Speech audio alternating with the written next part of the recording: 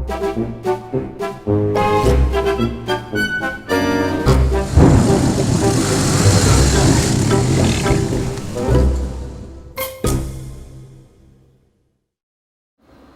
morning. Good morning, folks. So, welcome to our second live event. I can see we got about 50 people watching at the moment, so thanks for signing in. I must admit, I'm a little less organized than I was last week. Cheers. So, let me just do some housekeeping through the magic of our webmaster, Joe.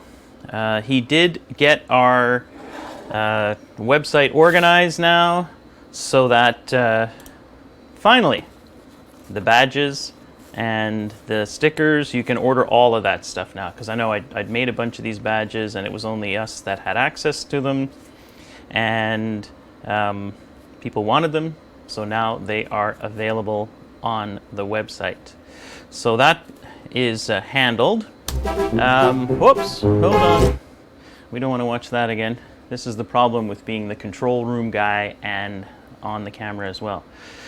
So let me just jump right into the chat and say good morning to a few people. We got Super Dave, we got Vlast, we got Ligurien, or we call him the Viking. Good morning. We got Nerb1 from Australia. Nerb, now this is interesting. Nerb1 is a interesting fellow from Australia, and he's actually going to be our guest next week. So check out Nerb1. If you go to YouTube and you search under Nerb1, you'll find his channel. He's down in Australia. He's got an interesting mix of adventure stuff, of riding, of bike repair. He rides a KTM, so bike repair. Some really fantastic adventures, and he's going to be our guest next Sunday. So stay tuned for that. We're also going to have Chris and Ivan. I don't know if you watched yesterday's episode, which was episode 4 of our getting Chris's HP2 back on the road after his crash. If you're watching this on Facebook, jump over to YouTube. It's going to be a lot better experience just for the chat and stuff. I see Sunny, one of our buddies from the Fundy Adventure Rallies, watching. Triggerfinger. Hey, man, Triggerfinger's coming to most of our stuff. Adam, Raz, Ralph, Adam, Charles Landry. Hey, another Fundy Adventure. Jeff, Robert, Vlast always watches our stuff. And as I mentioned, if you head over to Vlast, why don't you post it in the chat again, the link to your photo site. And Charles Landry just bought some patches, just popped up. We got this new thing I want to try out. So let me just find this thing here. So we have this thing now where apparently if I click on a, let me see if this is going to work here. If I click on it, does it work? Let's see. Hey! So now I can bring up your comments. So I think if I just click on anybody's comment, Sunny, hey, love the patches. Okay, and then how do I do this now? Auto push pull. So if I go from there to Sunny, hey, good morning from Germany, love the patches. Good morning. So we'll do a little bit of that too as the day goes on. So, as I mentioned last week, this is the 10th anniversary of the Awesome Players. So I thought it might be fun just to go back to 2010 and see kind of where we were at back then. So I actually found a clip. This is from, I think, one of the first times that Joe and I went to the sandpit, and the production quality is one thing, but the riding, man, I watched this clip, and it's on our YouTube channel. I think it's called Sandpit Ride Number 1. Let's take a look.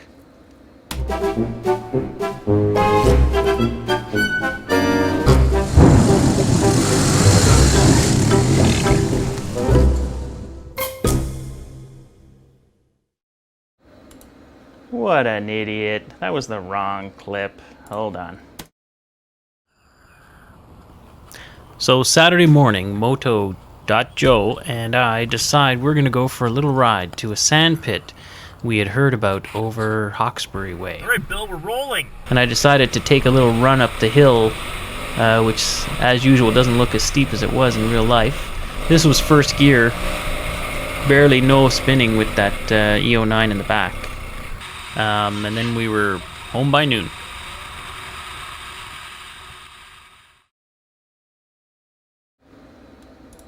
Now, what was funny about that was we went to that sand pit, and that was before the sand pit was really destroyed by, they removed a lot of material. So that hill, I mean, you could drive a moped up that hill.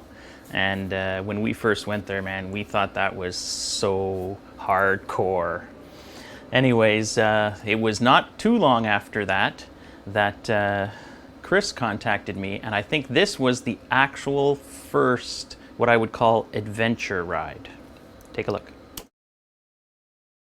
It all started with an email.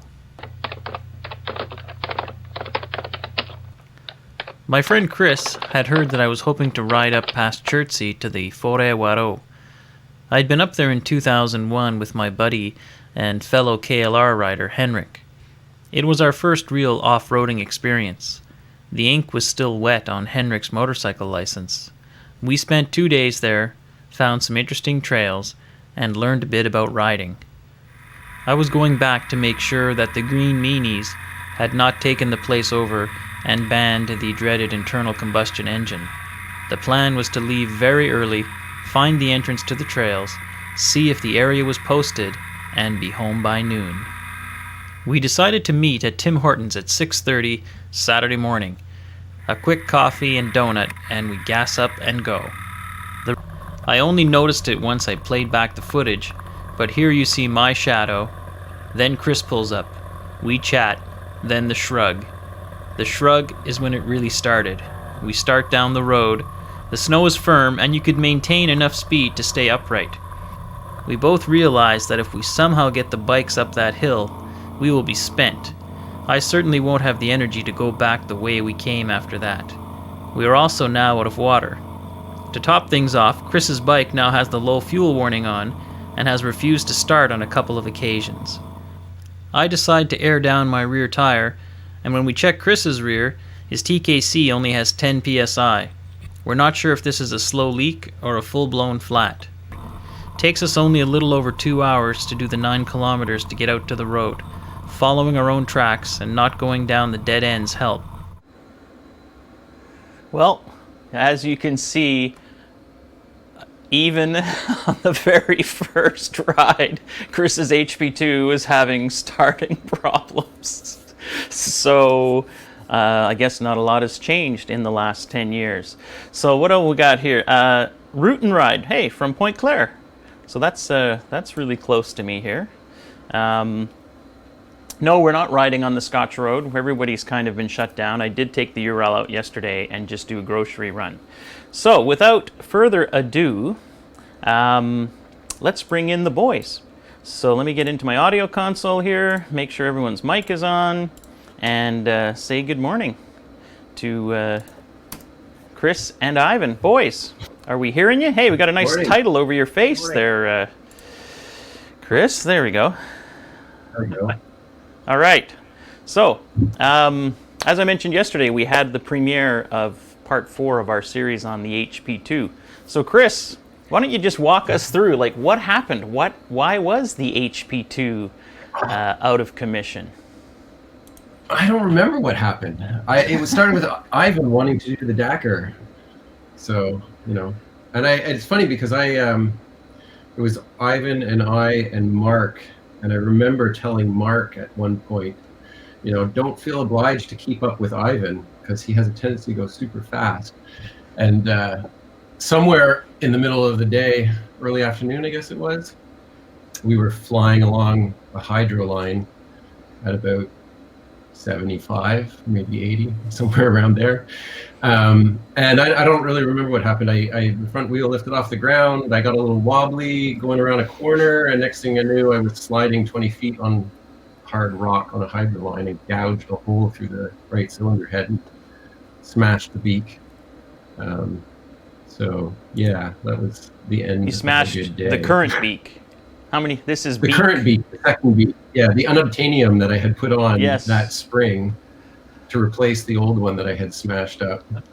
Now, my favorite part of this is that I think it came from the factory, but the HP2 had a, we always called it the condom. It was like a silicone gasket. So if you punched a hole in the valve cover, you could take off the 4 bolts. You could put this condom on, put the valve cover back on, and then it would seal the hole in the valve cover, and then you were rolling. And for years, we were all under the impression that Chris had this magical product tucked away in his bags. Where was it when you needed it? It was at home on my workbench. Instead of the condom, there was a 18-inch rear inner tube in that bag that I had put in the previous year because I kept getting razzed about not carrying spare tubes and tools. So I had stocked my rear pouch with a spare inner tube. And when I looked at it before the Dakar, it looked exactly the same. It was rubber, and it was folded up nicely in the same Ziploc bag. But yeah, so anyhow, the condom was not with me, and it wouldn't have really worked anyways because we couldn't bolt the valve cover back on anyways. He had 3 bolts. Yeah, maybe. I don't know about that. Possibly. And I'd also spewed 2 liters of oil on the ground. Yes, that's true. So instead, Ivan had to douche you out of there for, Ivan, how long was that pull? I actually looked up the stats yesterday because somebody asked me the question, and I pulled Chris for 25 kilometers, 22 of those being hydro lines. Nice. 3 water crossings. And no water crossings. Now, how many times did the douche rope break because it was rubbing underneath the engine? We stopped counting. But that, I don't know, 2-3 times, I'd say, but after we doubled it up with the douche rag that I made to wipe off our goggles, and that kind of made a protective sleeve over the douche rope. So, and after that, it never broke. Speaking of rags, ooh, look at that, boys. This is the, let me punch that up. This is the new, many of you may not know this, but a few years back, I ordered some, I guess they were like handkerchiefs, and they had the logo printed on them. And I thought this would be great. Give one to each of the boys. Everyone can throw one in their toolkit, and everyone will have this nice little rag for whatever. The only problem was they were made out of some fabric that had the absorption of a Teflon frying pan. So nobody really found any use for them. So now Ivan made something similar to this, and where am I here? Ivan made something similar to these with the nice thing, and you leave it on your riding gear, and then when your glasses get dirty or whatever, you've got a nice microfiber cloth. So anyways, I was had the sewing machine out. That definitely saved us, or we wouldn't have been towing the bike out. No, the rag. What do we got here? Let me just jump back into the chat here because it goes by pretty quick. A lot of people, Chris, seem impressed that you wear glasses. Yeah. You know what? I was getting wicked headaches after work, and I finally decided that it was time. So now the headaches don't bother me anymore. And we got a few people have asked from the last video the Awesome Players Jump Starter wire kit, where that was purchased. Those were custom made by the Awesome Player Elves. So basically it's just some 10 gauge wire and these connectors called Anderson connectors. And the nice thing with these Anderson connectors is you crimp them on, they're on there, amazing. The Anderson connectors we're using are rated for 45 amps continuous. And obviously when you jump start, it's higher than that, but it's not like you're gonna be running 80, 90 amps for an hour. So we use those and it's great. So you have the little pigtail. The only risk with that pigtail is that it's unfused. So that little piece of wire going from the battery to the connector, there's no fuse in there. So if that shorts out somewhere, it's barbecue time. because otherwise you'd have to have a 100+ amp fuse, and that would be a pain in the butt. But basically, then you have that pigtail, and all you do is have that wire you saw in the video. You plug it in, and you don't even, in a lot of cases, you don't even have to take the seats off. You have to do nothing. So we made a bunch of those, oddly enough, because on occasion we have to jumpstart the. I don't even know why the rest of us have. Well, I guess we all have to have one so that we can jumpstart other people who shall remain nameless. Although you can see his name there, right there in the bottom. Hey, I'm not the only one. We've had to jumpstart a few 1200 adventures during the Classique on occasion. Yes, we tried.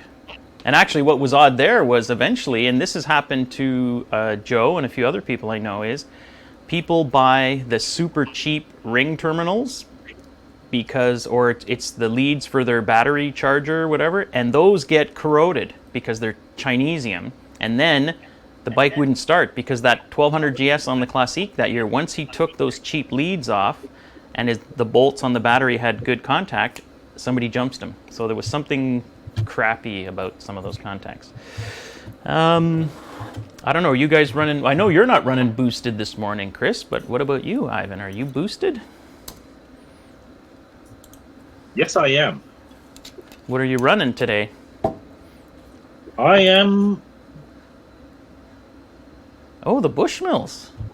Nice. The Bushmills, which you left in my garage on episode 2. I can see it hasn't been a big seller. No, I opened it this morning. It's a bit on the rough side of things.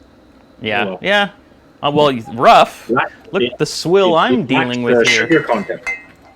I'm still trying to Missing make the my sugar. way through this quality product that I got from. Yeah, and it's got like a That millimeter morning? missing. Yeah, yuck, yuck, yuck, yuck. Actually, it's surprisingly good in coffee. I gotta say, it's not bad. All right, so on with the show. Ivan, before we get into Chris's deal, let's just jump into the chat again. Hey, Yeah, I see. Marcel's here. I can see the chat today. Can you guys see the chat today? I can see Yeah. it. You can see it? Okay, good. Go Because that was a problem last year. Hey, the HP2 finally started. Good to know. Hey, someone's an Av fan. Yes, we are Av fans. Big Yes, time. we are. Bushmills. I'll hold this one right-handed because if it goes left-handed, it goes. For those who know Ave.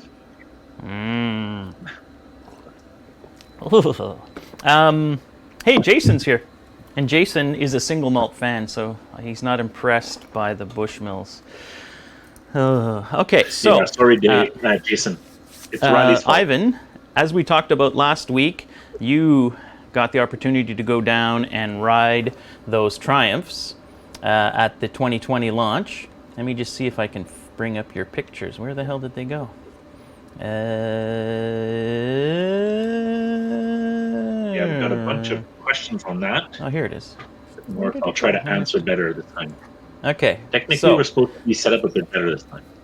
if anybody's got any questions for Ivan about what happened at that Triumph gig, Ivan can actually see the chat, so feel free to chime in. The one question I had, Ivan, was what were their expectations? I mean, they obviously carted your sorry ass all the way down there on their dime, and did they lean on you to do anything or what? Not at all. Adam and Lance from Triumph, they sent out the invite to a whole bunch of people, and I openly asked the questions, okay, what are your expectations? And he said,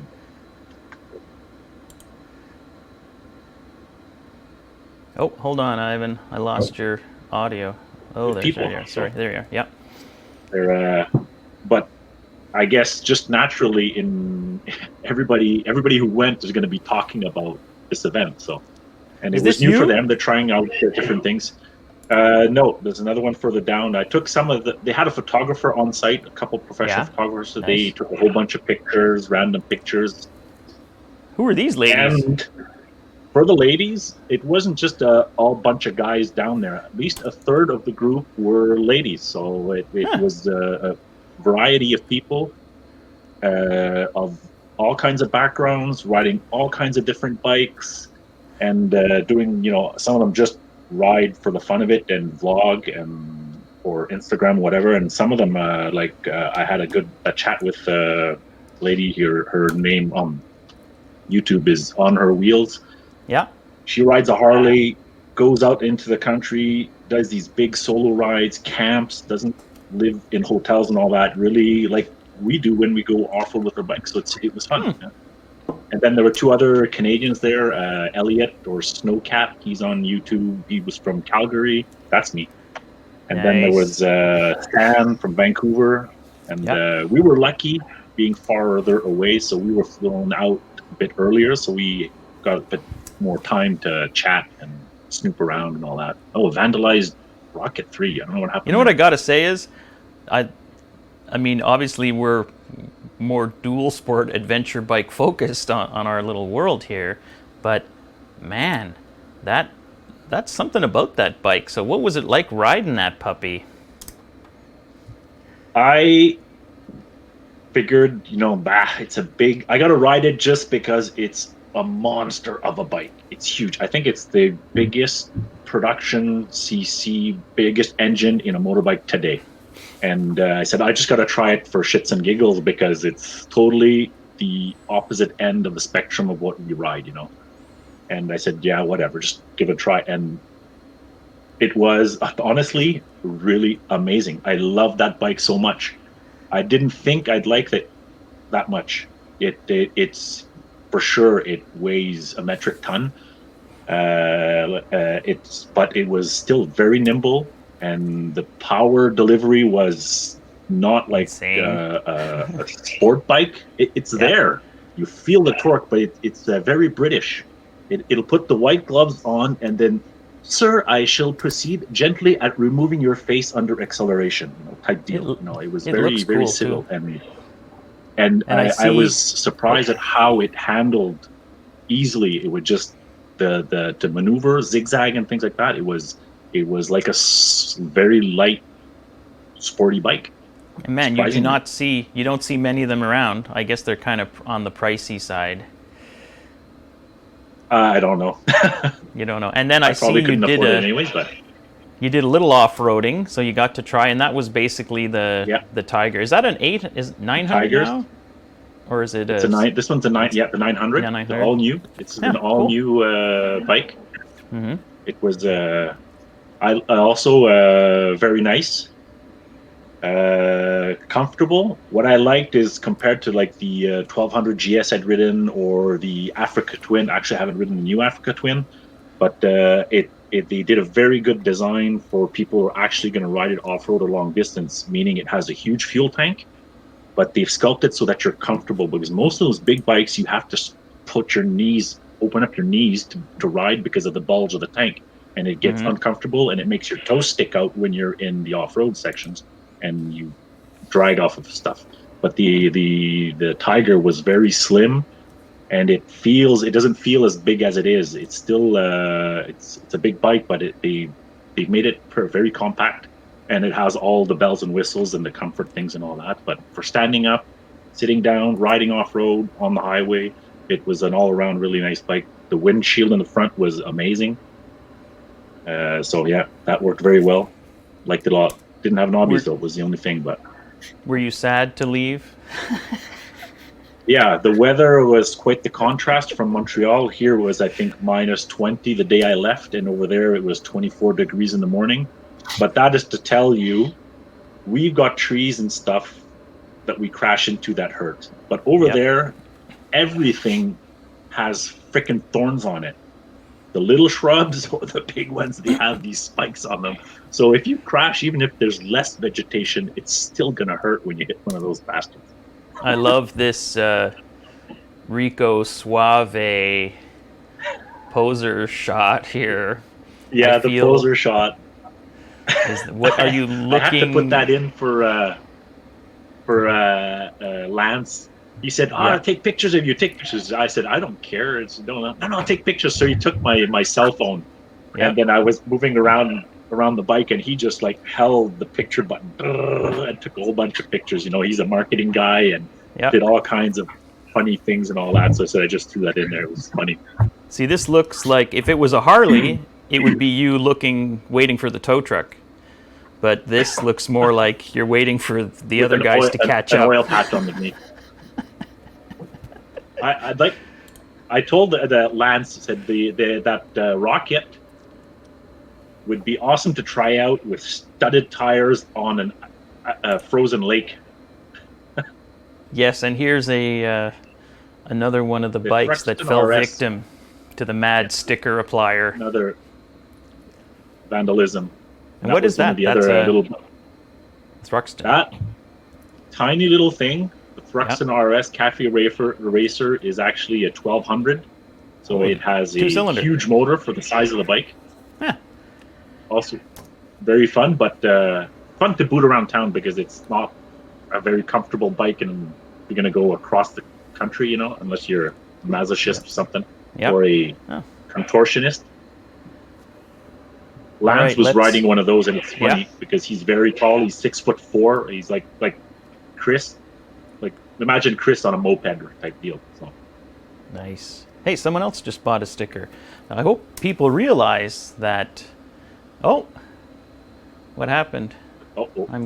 Something froze. Something froze. Hold on. Let me switch back to me. I'm okay. Not my fault this time. Chris is okay. Ivan's okay. How come our three-way split is no good? Let me just see if I can fix that. Where is that? That's in graphics 1. Let's deconnect. Is it back? No, I think that thing's dead. All right. Let me get rid of that then and see. Let's go back to our inputs, guests. Hey, that's weird. Oh well, that sucks. Let me see if I can turf it. All right. This is I'm running this on Windows, folks, so let me just warn you that if this whole thing crashes, just come back and let me do a restart. But that's never happened before, so then if I delete that, can I go back and add a new one? No. Well, that sucks. That really sucks. All right. Well, our split is dead, so that's not much fun. Okay, back to the chat.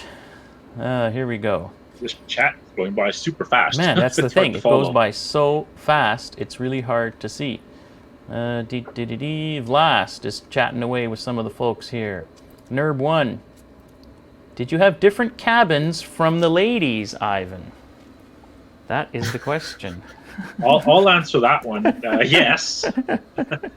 And Triumph really spoiled us because the site that the resort we were on was really impressive. It was huge. It was spread over 13 acres. It had a small water park for the kids and pool and the whole shebang. Yeah, so we had these kind of cottages spread out this whole site. Yeah. Nice. All right. So let's get back to the main event here. So yesterday we premiered part 4 of our maintenance series, and I hope everybody watched it. We had about 100 some odd people watching the live premiere, and right now we got about 140 some odd people watching. So for those of you who missed it, let me see if this is going to work. We actually did get Chris's. Where's media 1 here? I got too many inputs. Oh boy, I think it needs some love. You should see the other one. This is the replacement. That's the good one. This is the good one. I think I hit something here. Yeah. But we're all about recycling here. So whoever wants to take a hammer to this and make it that sounds like a job for Riley. Oh, some hemorrhage. Oh. Just make it somewhat. All right. Oh, nope. Loud. Ah. Put a rubber mat under it. Yeah, we should put Just something put under these two little things under it. At least. Right. Yeah, don't scratch the underside of the skid it's plate. just to stop the loud. Oh, there you go. That's a bit better. Now it's the other way. Mm. Good enough. Seems to need a little bit of a lifting on this side here. Next time I buy one of these, I'm gonna have to get somebody to make it, and then I'll just get a carbon. Look! Oh, right there. Again. That's pretty good. Good as new. Beauty. It's better to me. Laser. You got a micrometer? I can check this. Sure. Watch Riley hit his thumb. Oh, ow, ow. Man, that's not going in.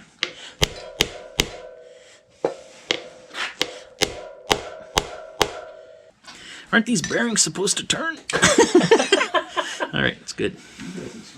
You want grease in these? Huh?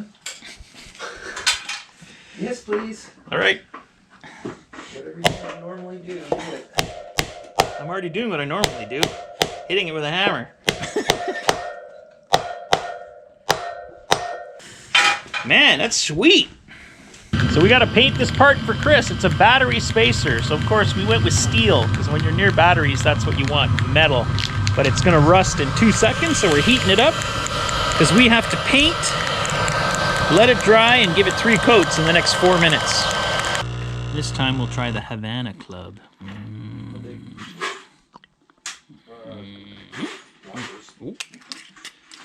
First time. Hey, I haven't seen that light. I haven't seen that light before. long time. I'm worried now. Here we go. Cool. Okay. All right, ready? Ready?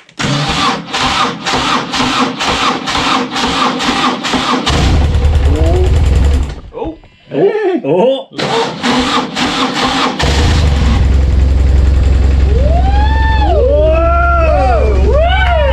It works! Ah, baby! You want to time the throttle? Yeah, we should. Yeah, we need to throttle that thing. Yeah. Not bad. Okay, it hasn't run for over a year. Yeah, not bad at all. Sounds good. Sounds good. We are back. So, Chris, that was a Yes. pretty successful moment. And I gotta say, man, it ran Really. beautifully. Yeah. Sounds good too. I like I said in the chat, I'm always surprised how good it sounds on video. It does. It sounds like a bag of bolts when I'm riding it, but from afar it sounds really nice. No, but that was running better than normal, for sure. Yeah, yeah, it was Like it pretty was good. less rattly. And Yeah, Ivan, well, I mean, the throttle body balance definitely makes a big difference. I hadn't done that no. in a year. And I gotta say, much, I don't know if people watch the video, but I don't think we'll ever be repeating the Awesome Players suck-off competition. I think that was a one-time. That was a one-time event. Did Mark make you the Those trophy? are the mud relay race we did one year. That one will never be repeated either. No, that will not be repeated again. Ivan, is that thing going to start? Have you tried to start it recently? Did you charge Oh. it? Here we go. Yes, I did. You charged it. Nice. Chris You hasn't open your seen garage this door. live Okay. in a long Okay. time. Here we go.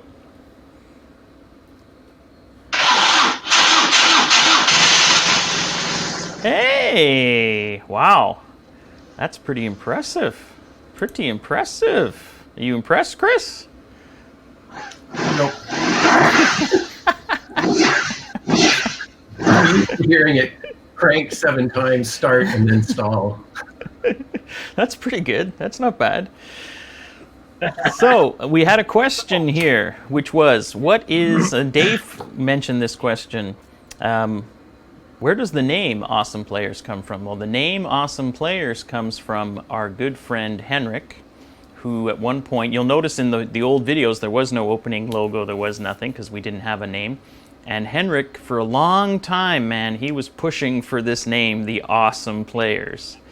And it was actually quite a bit of resistance from the rest of us because we thought, A, the name was stupid. We are neither awesome nor players. But he just kind of kept up with it, and then at some point I decided to make like 10 stickers or something as kind of a gag, and I spent like 45 minutes designing that amazing logo, and that became the Awesome Players. Oh, another message held for review. For some reason, when you guys use profanity, your messages Jason are again. held. No, it was. It had the word Jason. "suck" in it. Floss fly.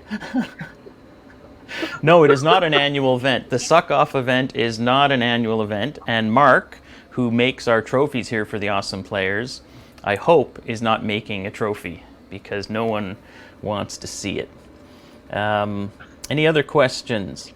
Here we go. Let me jump in here. Chris, Terrence, I hope you keep the HP2. Definitely. No I'm one not going to get rid of it. Nobody would buy it. And Vlast, the T700 is not available in North America yet, but a couple of guys have them. I saw somebody on Ride Aventure had received one. So they're coming in slowly. All right, Ivan, you talk for a minute. I'm going to try and get the three-way split going. So Chris, you may disappear briefly. So Ivan, entertain us. Entertain. Second here then. Okay, let's go through some of the questions here because they're going too fast. Type slowly, people. Slowly. So Chris, I'm going to dump you out of the mix here for a sec. Well, yeah, see Chris. If you come back. There you go. Chris will never lose his HP2 because it's kind of like permanently in my garage now. And he knows I can't really take it because he didn't leave me the seat. Can't go anywhere with that. How come I can't reset this stupid split screen? Sorry, boys. Started like a 1950s Harley Davidson. Oh, that's a bit harsh. Chris, what do you think about that? Can't hear you. Oh, where is Chris? Chris has moved down the chain now. There he is. Oh, okay. Nice. I'm trying to... Usually when you add a guest, it triggers making that split screen. So I'm just trying to see if I can get it to trigger again. So I threw Chris out of our three-way. Hold on, Ivan. Keep entertaining. Chris, there's another question for you. Do you still have...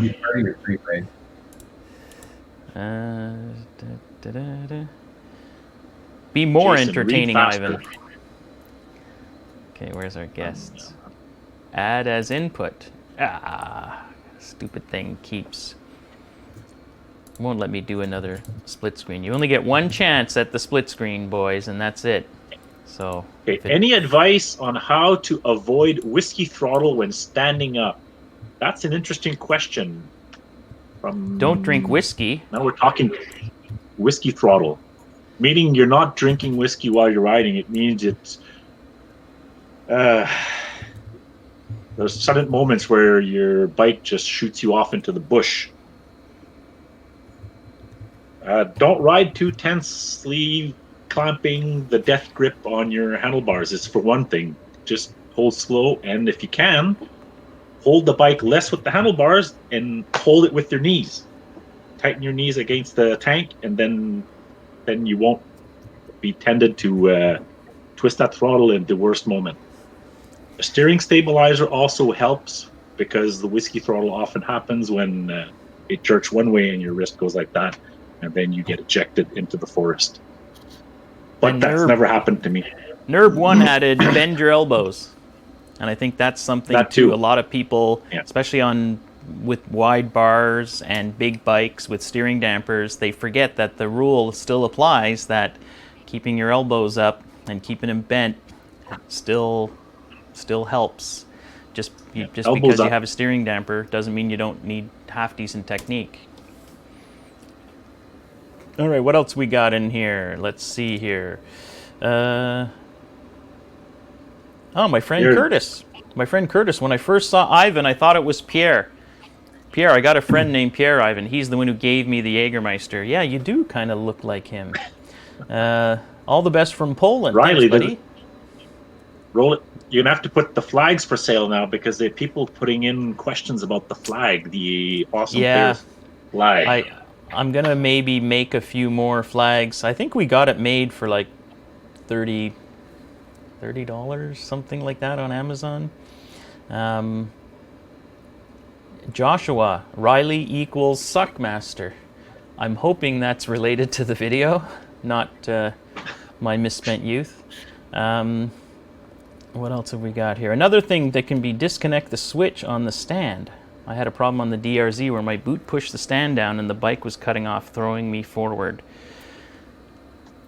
You guys do a lot of day rides and rallies. Any plans to do a multi-day ride, like a section of the T-Cat, the TAT, the BDR, or a mandatory dead horse destination? I think part of the snag is Ivan, Chris, and I all have kids and stuff, so vacation time, it's hard to blow off for multiple weeks on an adventure without the family. So that's why it's a little bit tough to pull off a major excursion like Dead Horse or something. And you know what? From having done the Trans-Labrador Highway and some of those things, in a lot of ways, they're not that exciting. You know, like there's a lot of just rolling, and you know, we have to kind of ration our time. Any plans of visiting Europe? You were just there, Ivan. I was there right after my family vacation, right after my crash last year. Yeah, I was 3 weeks in Switzerland with family and friends over there. So, and but I didn't obviously didn't do any riding because I had a broken foot. But I would love that, and the closest would be next time is probably going back to Morocco, though. We got a question here from Super Marty. Where can I buy rope for a douche rope in Quebec? I can't find it. You can use pretty much anything. I mean, it doesn't have to be the wire pulling tape, which is what we use. So any piece of strapping. I just like the wire pulling stuff because it has really low stretch, so that when you're trying to pull the bike, you're not wasting all your energy stretching the rope, and it's dirt cheap. I actually bought a spool of it on Amazon. So that's all I can say there. Maybe a loop down to the NEBDR and then back up home. Yeah, it would be nice. I mean, there's so many nice events. There's a bunch of great events in New York I'd love to go to. There's a bunch of stuff in Vermont. There's a bunch of stuff all over, but it all just comes down to time. So that's the big issue I think we have. But certainly, if anybody watching knows of an event that's a day's trailer away from Montreal, let us know, because maybe we can sneak down there and make an appearance. Electrical supply. Somebody mentioned, yeah, you can probably buy that wire pulling tape at any big electrical supply store. Come to Patagonia on your winter. Actually, one of the guys who will probably be on a show, maybe not next week or the week after, is our friend Jason. And Jason did a massive trip all the way across Canada, all the way down to the tip of South America. And he loves photography, took a million good photos. And next time I'll be better organized to show you the photos. We're going to have him as a guest too. So yes, there's some of us have done big, massive trips. Jason, I should say, being one of them. Jason has probably the longest trip. Yeah, Jason was gone for, what was it, Jason year? Has a plus? massive trip he did. So that's going to be work on your presentation, Jason. Yeah, and then we got Luz getting lost, saying that maybe we should do a meeting of the players in Europe. Yeah, I mean, there's guys in Scotland, the UK, Germany, there's all over the place. If anybody ever wanted to get a bunch of those people together, I think we could work pretty hard to maybe do a cameo. How much experience do you need to join you guys on a ride? That is better. Less experience, better by far. Yes, I think Chris, what was that you just said? I just said less experience is usually better. Makes for better video. Makes for better video. Bad riding makes... You know what? It really depends. I mean, we've had some guys like Dave, we saw last month, Dave on that first ride, we ended up doing some pretty interesting stuff.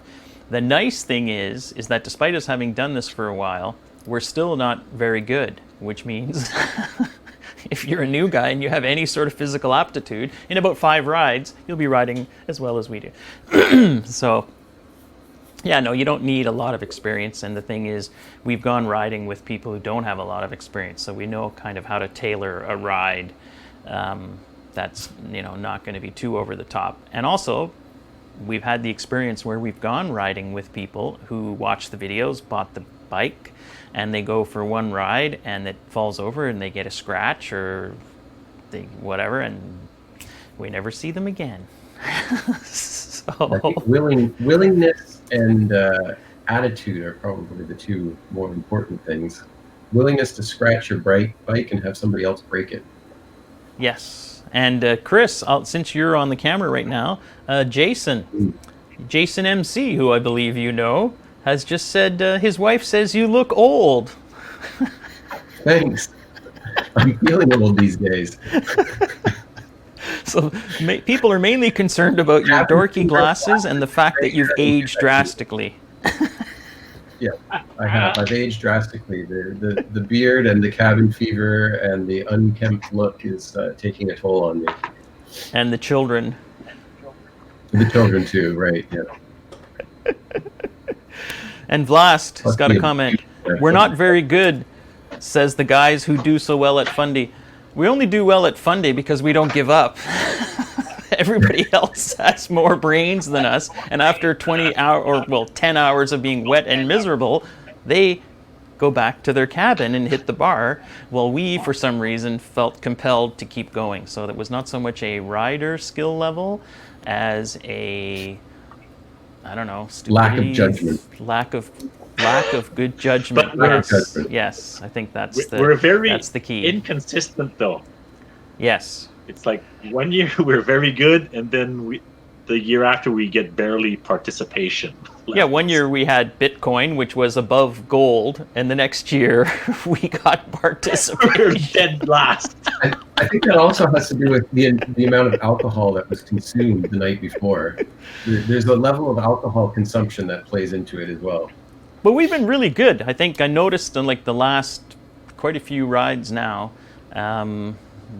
staying up late the night before the events is pretty much gone. Everybody's in their jammies being a good boy, just because I think we realize that if you're going to truck 1,000 kilometers to go to an event, or even to Calabogie, which is only 3 hours away, it's fun to get together with the guys and have a little bit of a blowout, but then if it destroys all the riding, it's kind of a waste. So actually, despite the illusion that we're always spiking our coffee, whatever, everybody's pretty much gotten into being semi-teetotaler on these rides. I mean, not like Chris and I, the famous Calabogie weekend where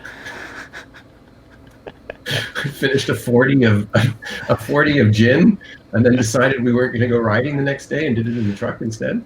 Well, we were actually unable to unhook the trailer from the truck, so we ended up doing part of the what's it called there, that rail line out in Calabogie, K&P. The K&P. The K&P, yes. We ended up doing a big chunk of the K&P in the pouring torrential downpour, with the trailer still hooked up to the truck with the two bikes in it, because that was about all we could muster that day. So since then, that was quite a few years ago, we've gotten a little bit better at managing our vices.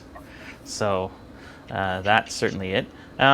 All right, so why don't we just ask, anybody got any questions? We got Gunther from Germany.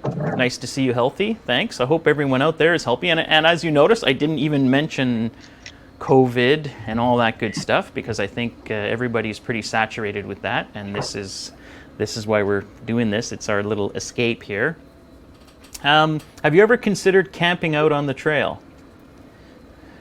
Yeah, we do. I do. Been there, done that. Camping as you age, I find, is less exciting. You know, for me, it's mainly a sleeping thing. It's very hard for me to get a good sleep laying on the ground. And once again, it's the same deal. You want to ride. Ivan still has some sort of... I try to do it at least once a year. I'll go out for a weekend, and I'll put the racks, pannier racks, back on the bike, and I'll go and camp somewhere.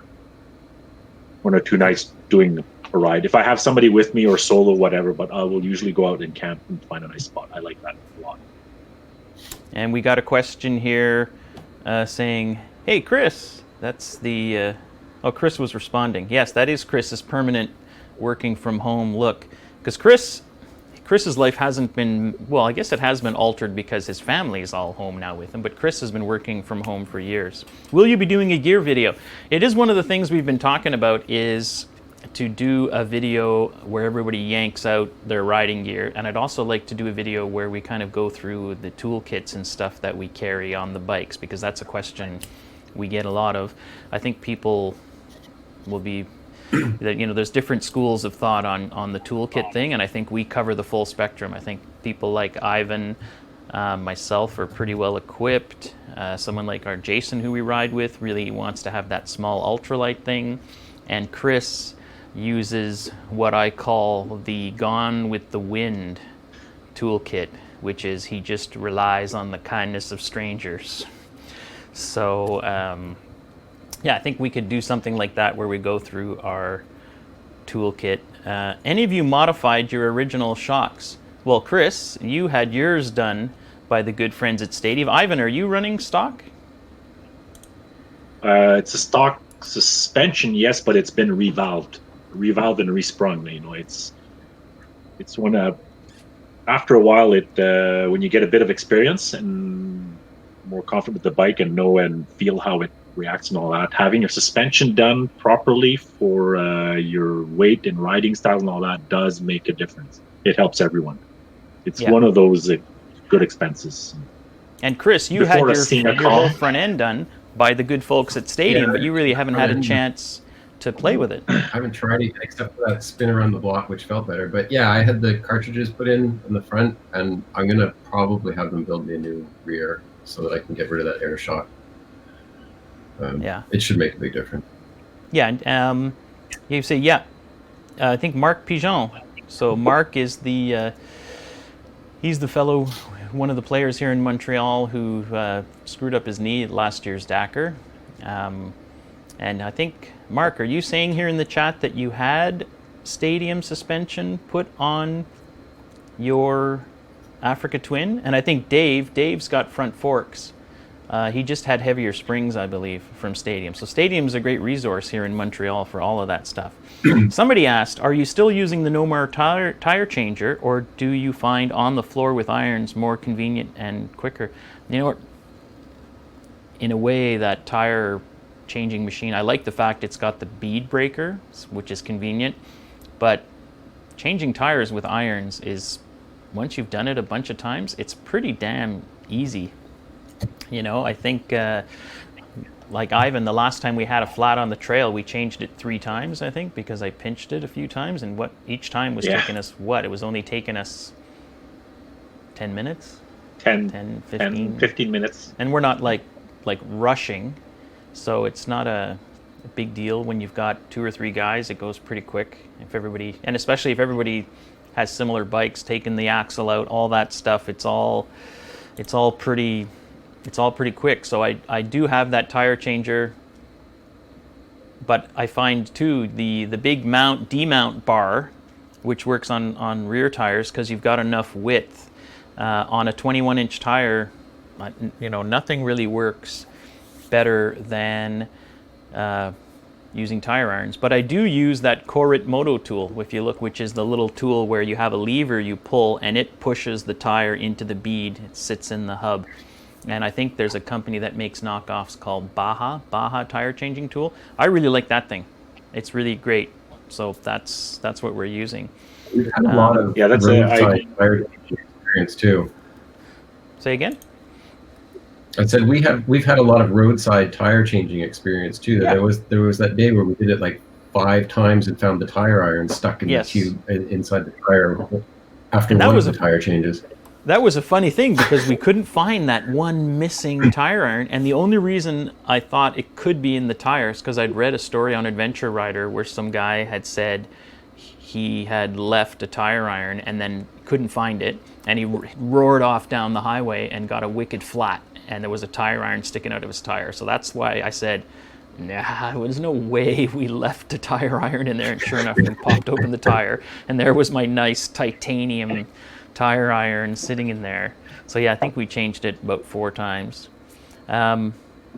Super Dave. What do we got here? Motion Pro has a good bead holder. Yes, that's one thing. If you're by yourself, it can be a little challenging to keep that tire down in the channel. Because basically, you know, if your tire's out here, it's impossible to take that tire off because the rim is actually, bigger than the tire. So you got to get it down inside the channel. And obviously on a big fat rear tire, it's a lot easier to get it down in the channel than on a narrow 21 incher.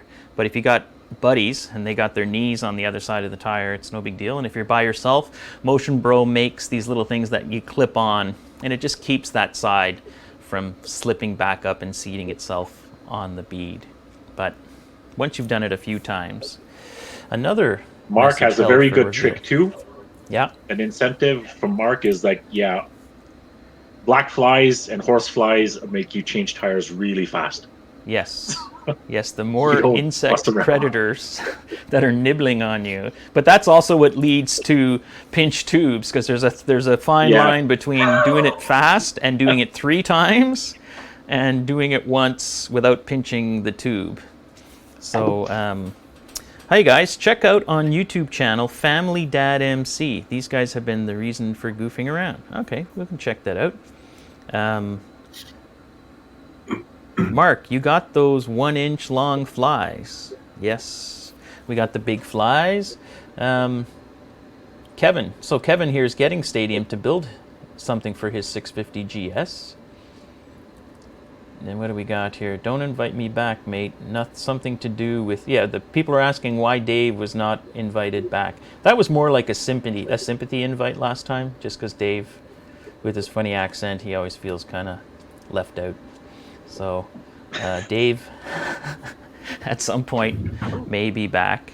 Riley, why don't you tell us about your Mickey D's obsession? Do I look like someone who eats a lot of Mickey D's? Come on. You're looking a lot less smartly than you used to. Well, I lost 40 pounds this winter. That was my plan. But the sad part is, after losing 40 pounds, I'm still fat. That's the sad part. But at least I won't be buying new riding gear. The guys at Fort 9 were sending me, I think, those McDonald's gift coupons, because every year and a half I'd have to buy all new riding gear. The only thing that didn't change was the size of my feet. But everything else, and at some point, I think climb at 40, 42, I think that's the biggest size they make. So that's a wake-up call when you hit the largest waist size they make. Oh, Dave just told me to F off. Yes, I think one of our trips up to the Fundy Rally, how many times did we go to McDonald's in one day? It was like, I think we went... breakfast, second breakfast, lunch. Multiple. We wanted to try like every region of Quebec and New Brunswick as we went, because the people, they speak different as travel progresses. It's a 10-hour plus ride. So you have the Montreal area, you have the Quebec region, then the Bas du Fleuve closer to Gaspé, and then these funny people around Edmundston that speak neither English nor French, but a huge mosh pit of both in a funny way. So yeah. Stop at McDonald's in each one, and you get a bit of a laugh. Yes, and then you get some strange odors in the car. Riley, you're going to have Henrik, cameo on here, because there's a lot of interest in where Henrik is these days. Well, actually, you know what? I was chatting with Henrik on Saturday over the phone, just doing some texting, and Henrik wants to do, because I don't know if any of you are up to speed on your Hungarian motorcycle news, but I had to contact Henrik because someone commented in Hungarian on one of our videos, and I didn't know what the hell they were saying, and I put it in Google Translate, and I was pretty sure Google Translate was wrong, so I sent it to Henrik, and that spawned a little chat, and I mentioned to him, man, people are always asking what happened to the Mighty DR. Well, the Mighty DR is long gone. The only bike that he currently has is an 1150 GS, but he got into sailboats. He's got a 40-plus-year-old sailboat. So I think at some point there'll be some merit. There'll be the Awesome Players Offshore Sailing Club. So I think there will be some videos there with Henrik, which, based on our experiences with Henrik on motorcycles, that's potentially I don't know how more we're going to do a dangerous. burnout off the boat. I don't know how we're going to do burnouts on the boat, but I sure. think the equivalent of a burnout will be running aground. Like hitting underwater obstacles. So, but yes, so Henrik, I'm sure at some point he'll be coming back. Probably not on two wheels, but on the high seas. So that would be interesting. Do you plan to make T-shirts? Now, this was something I wanted to get somebody else to handle because I'm the one doing the editing and managing a lot of the crap. So yes, I think at some point it'd be nice to have some nice T-shirts and some other crap, but I got to find some other member of the club to jump on that and handle it. So yes, maybe at some point we'll have T-shirts. Oddly enough, years ago, I signed us up for one of these T-shirt joints that takes your logo and sticks it on a lot of products. And one of the things they did was there was an Awesome Players thong, because at some point someone sent me a picture of a thong with our logo on it. And then I don't know if anyone's... Chris, I don't know. I mean, you're wearing one. How do you find it? Is it Yeah, sure. I ordered one as soon as one became available. Right. Do you find going it better than going commando on the HP2, or? No comment. All right, I'll send Henrik a new old Mighty DR if he comes back. Well, we still have a Mighty DR in the fleet because Ivan, your buddy, and our buddy Marc Olivier. He's got a Mighty DR. Yeah, Marc Olivier is one of the newer members. He's also a newer rider. I think it's this year technically should be his second year of riding. And I've known him from when we were competing in car rallies. And so he saw the videos, says, hey, I need a DR. And so far, so good. Mm-hmm. It runs and it starts almost all the time, I'd say. Mm-hmm. He's learning. And I think the problem with those carbureted bikes, a lot of them are just getting old. Don't touch the thing is, people mess with them to try and improve it, but 10, 15-year-old carbureted bikes, I mean, I think at that point it's time to get in there and do a lot of replacing of parts. And also the tank, though. Every DR we've seen with starting issues has had one of those fancy giant tanks put on with a different petcock and flow thing, and they just ended badly. Yeah, I think there's something about the fuel routing, but I think Mark has one on his bike and it's working. Marc Olivier has a big AM EST tank also, and so far so good. It's working. It's working well. Maybe I think his bike is a bit newer because you can still buy a DR like 2 years old, brand new, and but it it hasn't swallowed a whole bunch of dirt and stuff and all that, so we'll see. But his bike is primo right now, and it starts and it works. Yeah, there's just a question further up that. Sorry, someone's asking Chris if the HP2 is fuel injected. Yes. Yeah, I was bringing back. Yeah, it is. And aside from the battery, it actually is very reliable. It's batteries user error.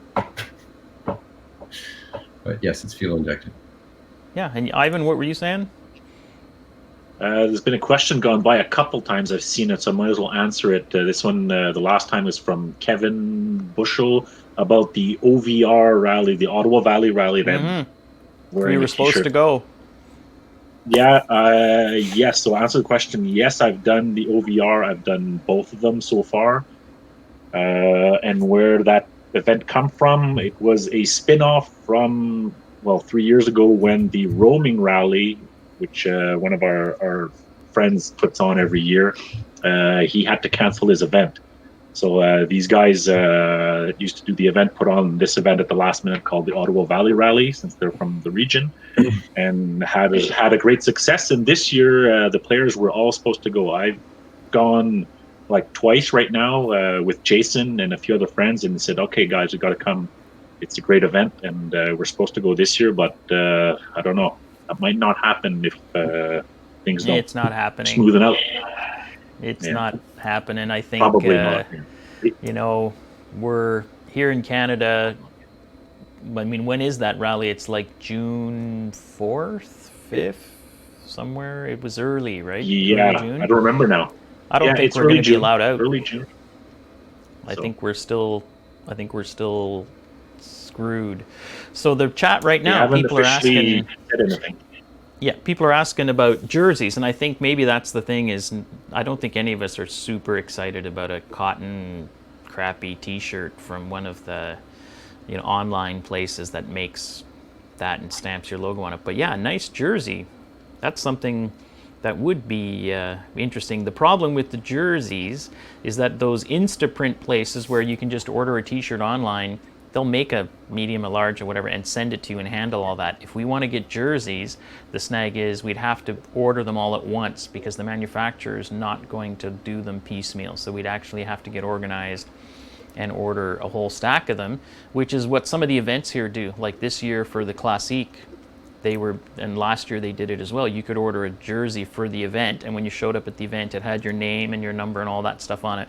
But you got to order. I think, Ivan, you've had jerseys made, right? How many did you have to order? Not me, but under another group that we ride with that does a few events. Yeah, and usually it's a minimum order of something like 25 jerseys, and they still come out to about $75 to $80 each. Yeah, it's pricey. And But so you have to have your size and everything. Yep. Someone has just mentioned there is the Touratech Dirt Days Adventure Rally in New Hampshire, August 23rd, 3 hours from Montreal.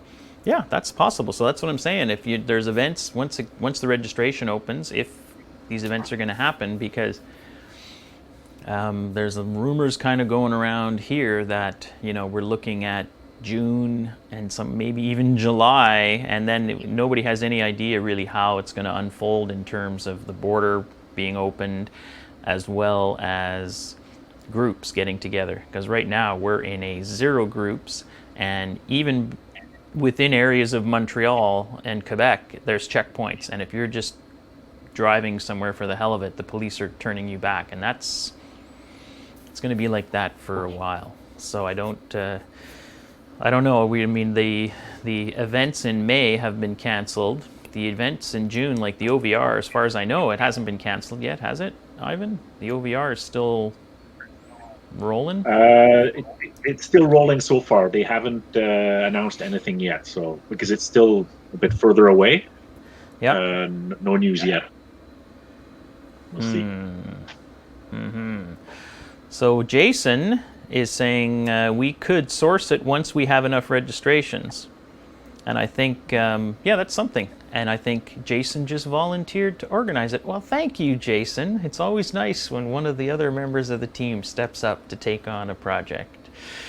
So, we've been rolling for a little over an hour. Last week we went for 2 hours, so I don't know how long we'll go today. So if you have any questions, now's the time to get them in, or any comments, and we'll try to answer them. It's unlikely that I'll be able to do the Ride des Débutants this year. Yeah, and that's another thing. The Moto Trail Aventure they always had this great opening season event where they called the ride, they do a ride which was kind of like the spring refresher, and then they also did a ride for new riders. And all of those events usually are right in the beginning of May, and that would all lead up to the Classique. And the Classique, this is such a killer because all those guys who were organizing the Classique this year, they had a good sponsorship by Honda, and they were going to do a 3-day event starting on the Friday, a big ride on the Saturday with like 350 plus bikes, and then another ride on Sunday with 350 plus bikes, and Monday was a holiday, so everybody could do this big 2-day ride with camping on site and demos and everything. And it was I mean, I think last year it expanded a lot, and I was away, but Ivan, you went last year, and it become a much bigger event.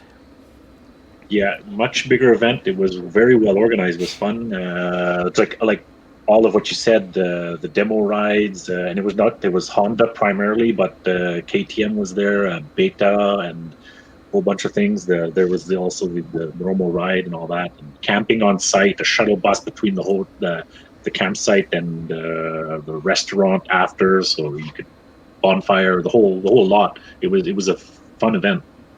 But Yeah. this year it was to be an improvement on that, but it's a no-go, unfortunately. So, and everybody, the guys who put this together, they're all, they're all They don't do this full time. They have their 9 to 5 jobs like everybody else, and then on the side, their evenings and weekends for months leading up to this event. They just organized this event, and now it has to be canceled. So it's just too bad. It's a lot of work. Here we got a question. Is the BMW 850 growing in girth? You know what? I haven't actually ridden the new 850. I heard it is a drastically different bike than the 800 and better in a lot of ways. So I haven't ridden it, but it's not much bigger than the 800. And you know what? So I don't think there's going to be a big difference on where you could go with like one of the big Triumphs or a 1200 GS or an F850. They're kind of all in that same category. The 1200s are a little bit more, something like an Africa Twin, the BMW 850, the Triumph 900. I think if I've seen guys who are much more skilled take those bikes and do some amazing stuff. Someone commenting on the night ride. Yeah, Ivan, last year at the Classique, they actually had a night ride. And Ivan, why don't you tell us about the night ride? That comment came from Ligorien, or the Viking, as we call him. He was part of that famous night ride. So one of the things that Mark, who organized the event, wanted to do it different was to do a night ride, where we actually ride in the dark in those trails and all that, a bit short and all that stuff. And this guy, having so much work, put a track together and sent it out at the last minute, but mixed up the GPS track and sent us into a lake. And since it's like 11 at night and you can't see squat, you think, it's just maybe a little water crossing, a little bit further. So we kept on going, and we ended up in 2.5 feet of water at a beaver dam, and it's dark, and it was a lot of fun, but some people got a bit freaked out. And I think Mark, the organizer, also a bit says, if something goes wrong and you're in the dark, it's a bit risky, but it was a very interesting ride. Someone just asked about the booster plug. So the booster plug, this is Pat, worth it for the F800 GS? Now, for those of you who don't know what the booster plug does, and I had one of these on my 800, the booster plug is installed in line with the temperature sensor, and the temperature sensor gets tricked into reading the temperature as being much colder, which means there would be denser air, so therefore the fuel injection would pipe in more fuel and give you a richer mix. And I plugged in the GS911, which allows you to read the sensor temperatures, and it sure did. When you plugged it in, the temperature went from 20 degrees Celsius, which it was, I think at the time I did the test, down to 0. So it did trick the sensor. The thing is, in the system where at some points on the 800 it's running just on the map, and at other times it's in a loop where it's getting feedback from the oxygen sensor to see how complete combustion has been. So what I understand is that in a lot of situations the bike eventually learns to get rid of it, because it kind of keeps saying, man, there's a lot of unburnt fuel, and it starts leaning things out. So I had one initially, I think I did feel something, and then I just whatever, and I think at some point I unplugged it and tossed it. I think if you really want to play with the fuel management, then you're probably better off just biting the bullets and buying a power commander, and a power commander manipulates things in a more intelligent way, and you can program it, and that's that. But I also just found that a lot of the problems with the F800 was me trying to just lug it around, and the twitchy low speed throttle control when you're doing off-road and doing obstacles. Once you start using the clutch like you're supposed to, all of that goes away anyways, because you're not chugging along at idle where the bike is herky-jerky. The revs are up and you're using the clutch to do all your power modulation. So when you're climbing, you're not worried about the crappy throttle control because you're using tons of throttle and you're modulating with the clutch. And once that happened, not only did I toss the little fuel dongle, I also put the stock gearing back. I got rid of the lower gearing because I was like, oh, I'll just keep gearing the bike down until it becomes a tractor. The gearing was actually pretty decent. It was really just clutching. And then the only problem I had was that, man, a lot of the hill climbs, like Chris, you and I went to the Ganaraska that time, and man, I remember some of those wicked hill climbs. By the time I got to the top, it was my clutch hand that was dying because the whole way up, you were modulating. Yeah. It's super stiff, and my clutch hand gets sore before anything else usually.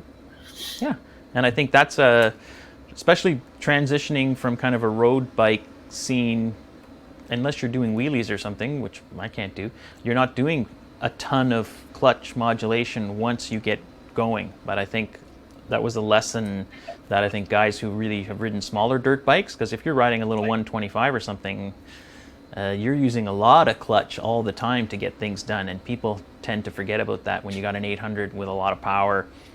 When you're rolling through a puddle or something, you don't know what's down in there.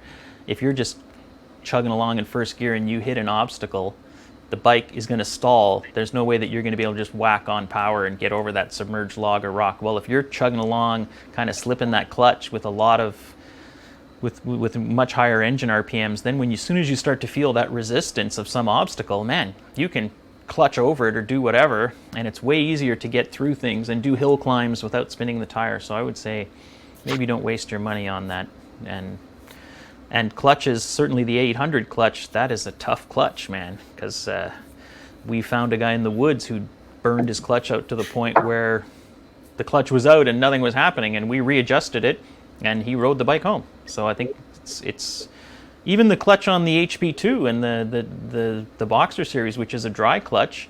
I mean, Chris, we've on your 1150 and on the HP2, we've smelt some smells. I've definitely burnt it a few times, and I've never had a clutch failure or wear out on either the 1150 or the HP2. Yeah, so they're pretty indestructible. Someone's commented here, the engine gets hot by clutch use. Yeah, but you know what? On the 800, it never got too hot. The nice thing is it's water cooled, and it's got a fan, so I never really had any overheating issues. When you're doing, there's a huge difference. Say I was again? going to say there's a huge difference between the clutch on the HP2 or the GS and like the 800. The difference between the wet clutch and the dry clutch, because every time I try to ride your bike, I find it incredibly difficult. You got to get the revs up and feather the clutch way more than I have to on the HP2. Yeah. I usually end up stalling your bike all the time when I'm on it. Yeah, and the thing is the 800 was kind of a stally bike, I gotta say. Like that's why lots of clutch was really worked well on that machine, and it also, I don't know if just lighter flywheel or something, it was also the kind of bike that if you weren't modulating power with the clutch, it wants to spin the tire. Like that bike, like Chris would have a bald rear tire, we'd be doing the same hill climb, and the 800 would lose traction and it spins and you're done. Well, the HP2 would kind of chug up and the rear tire would bounce over a rock, lose traction, and just kind of hook up and keep going. So there's just different nature to the power. And then I finally figured out that climbing on the 800, which is a good climbing bike because it's nice and long, modulating the power the whole way up on the clutch worked well. And Mark just added here that they do a lot of clutch work in road racing. Yeah, and Mark used to race back in the day, so yeah. But have you considered recording your videos in 360? The current 360 camera offerings present pretty decent footage to boot. You know what? I think I've looked at some of that stuff. Realistically, no. It's kind of a fad in the sense that Some of the research and papers that I actually read about 360, because I was interested in a while back, have shown that what happens is you shoot this whole thing in 360, people jump in, and of course you've determined the POV in that 360 circle that they're seeing by default. People go, oh, this is super cool, it's 360, and then they rotate around and then they watch the front. So realistically, if I'm riding along and I do a 45-minute video and I go through all the pain of shooting and editing 360, what is the audience going to do? Are they really going to be like, geez, what's happening on the left? What's happening on the right? Yeah, not super interested. I think you can get a much more interesting result probably just by having multiple cameras. If you had a camera facing forward, a camera shooting the person, and maybe a camera down low where you see some interesting suspension movement, I think that's less work actually than jerking around with 360, and I think you get a much more interesting video. So, and that was something we wanted to do this year. The sad part is we've kind of been slacking on the videos over the last few years, and this was the year where I got really geared up to kind of come out of the gate with new camera, better audio so that I could narrate while I was riding, a better power supply system for the new GoPro 7, which had the much sharper image and the stabilization. All that was in the works, and then pandemic set in, and now we're sitting here. And someone actually asked in the comments, are we under restriction here? We are under restriction in Montreal. You're not supposed to go out unless you're going for food or you're an emergency service person or something. So you can go for a walk, and the sidewalks are packed because everybody's home, but you're giving everybody a wide berth, but there's no visiting, there's no restaurants are closed, construction sites are closed. Everything is closed except for drive-through, grocery stores, gas stations, Costco, and hospitals and things like that. So it's super quiet out there. 360 just lets you catch things you've missed, like someone falling behind you, etc., without having multiple cameras. It can, but the snag with that is, you've got to be rolling all the time, and this was the problem we had in the early days, was we never wanted to miss anything, so you just roll and roll and roll. Part of the snag is, if I'm riding and Chris is 30 feet behind me on a wide angle camera, he's a speck. So even with a GoPro, you see something and you go, well, that's going to be amazing because Chris was in front of me and he crashed. And then you look at the footage, and because he was 100 feet away, he's this big. It's you got to be action cam, you got to be close. So having someone 80 feet behind me crash on a 360, you're not going to get it. And you got to roll all the time, which is a pain. So I prefer just to roll in loop mode now, and I keep 5-minute chunks that are interesting. So maybe on the 360 one day. Will the drone return? Yep, same thing. Last year we didn't do a lot of drone shooting. This year I got my Canadian drone pilot's license. That's all organized. But sadly, we're pretty much stuck here. Tim Hortons is open, but only the drive-through. Yeah. Let's see, what else have we got? Ding, ding, ding, ding, ding. Anderson power plug for AP jumper cables. Yes, I think it would be nice if everybody on Earth had one in case Chris ever goes riding again. The thing that really drove that... Chris, any of that. people are thinking about you, Chris. Yes. People are very concerned about you, Chris. I appreciate that everybody is thinking about me, and the whole world is going to be carrying Anderson plugs on their bikes now so they can boost me when I need it. But I will buy a proper battery. That $45 battery that I brought to your place, Ivan, was a stopgap to test the bike with. I did not expect to actually use it. Yeah. So, and someone had a good point. They saw, Ivan, how you had 3D printed that little clip underneath your lift table to hold the safety bar. And someone said, why don't you print Chris a nice piece to hold his battery in? A perfectly shaped spacer. I responded to that. Yeah? I responded. I said, we, as the awesome players, we have standards. Yep. And that 3D printed part is way too high for Chris's HPT. Well, look what Chris has got right on his desk. This is the correct battery for my bike. is exactly the same size as the one that's in there right now with the spacer. And the reason why the spacer is necessary is because there's a cutout right here. And on the Yuasa, it's only an inch wide. On the knockoffs, it comes to right here, and it happens to be right where the BMW clamp actually mounts down on the battery. So that's why we had to put spacer in. Ah, interesting. Someone So just when are you getting asked- another one of those batteries? Yeah, I need another When are one you of those. getting a new one of those batteries? Exactly. Huh?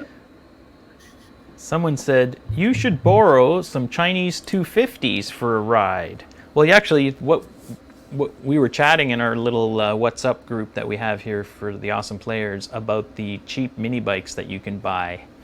And I think a lot of us were a little bit interested in the cheap mini bike things. So I could see something like that happening once the thing opens up. And someone else just asked, are you allowed to go adventure riding? Really, you literally driving down the highway here, you could be a roadblock with someone asking you where the hell you're going. So I have ridden around the neighborhood here, and there's also kind of a semi-official, edict out from the government about don't do anything risky that's going to put you in the hospital, because there are no resources available to treat you in your busted leg or whatever, and that's going to tie up resources that are better used helping people who are sick with this pandemic. So don't do anything stupid, which kind of, puts us out.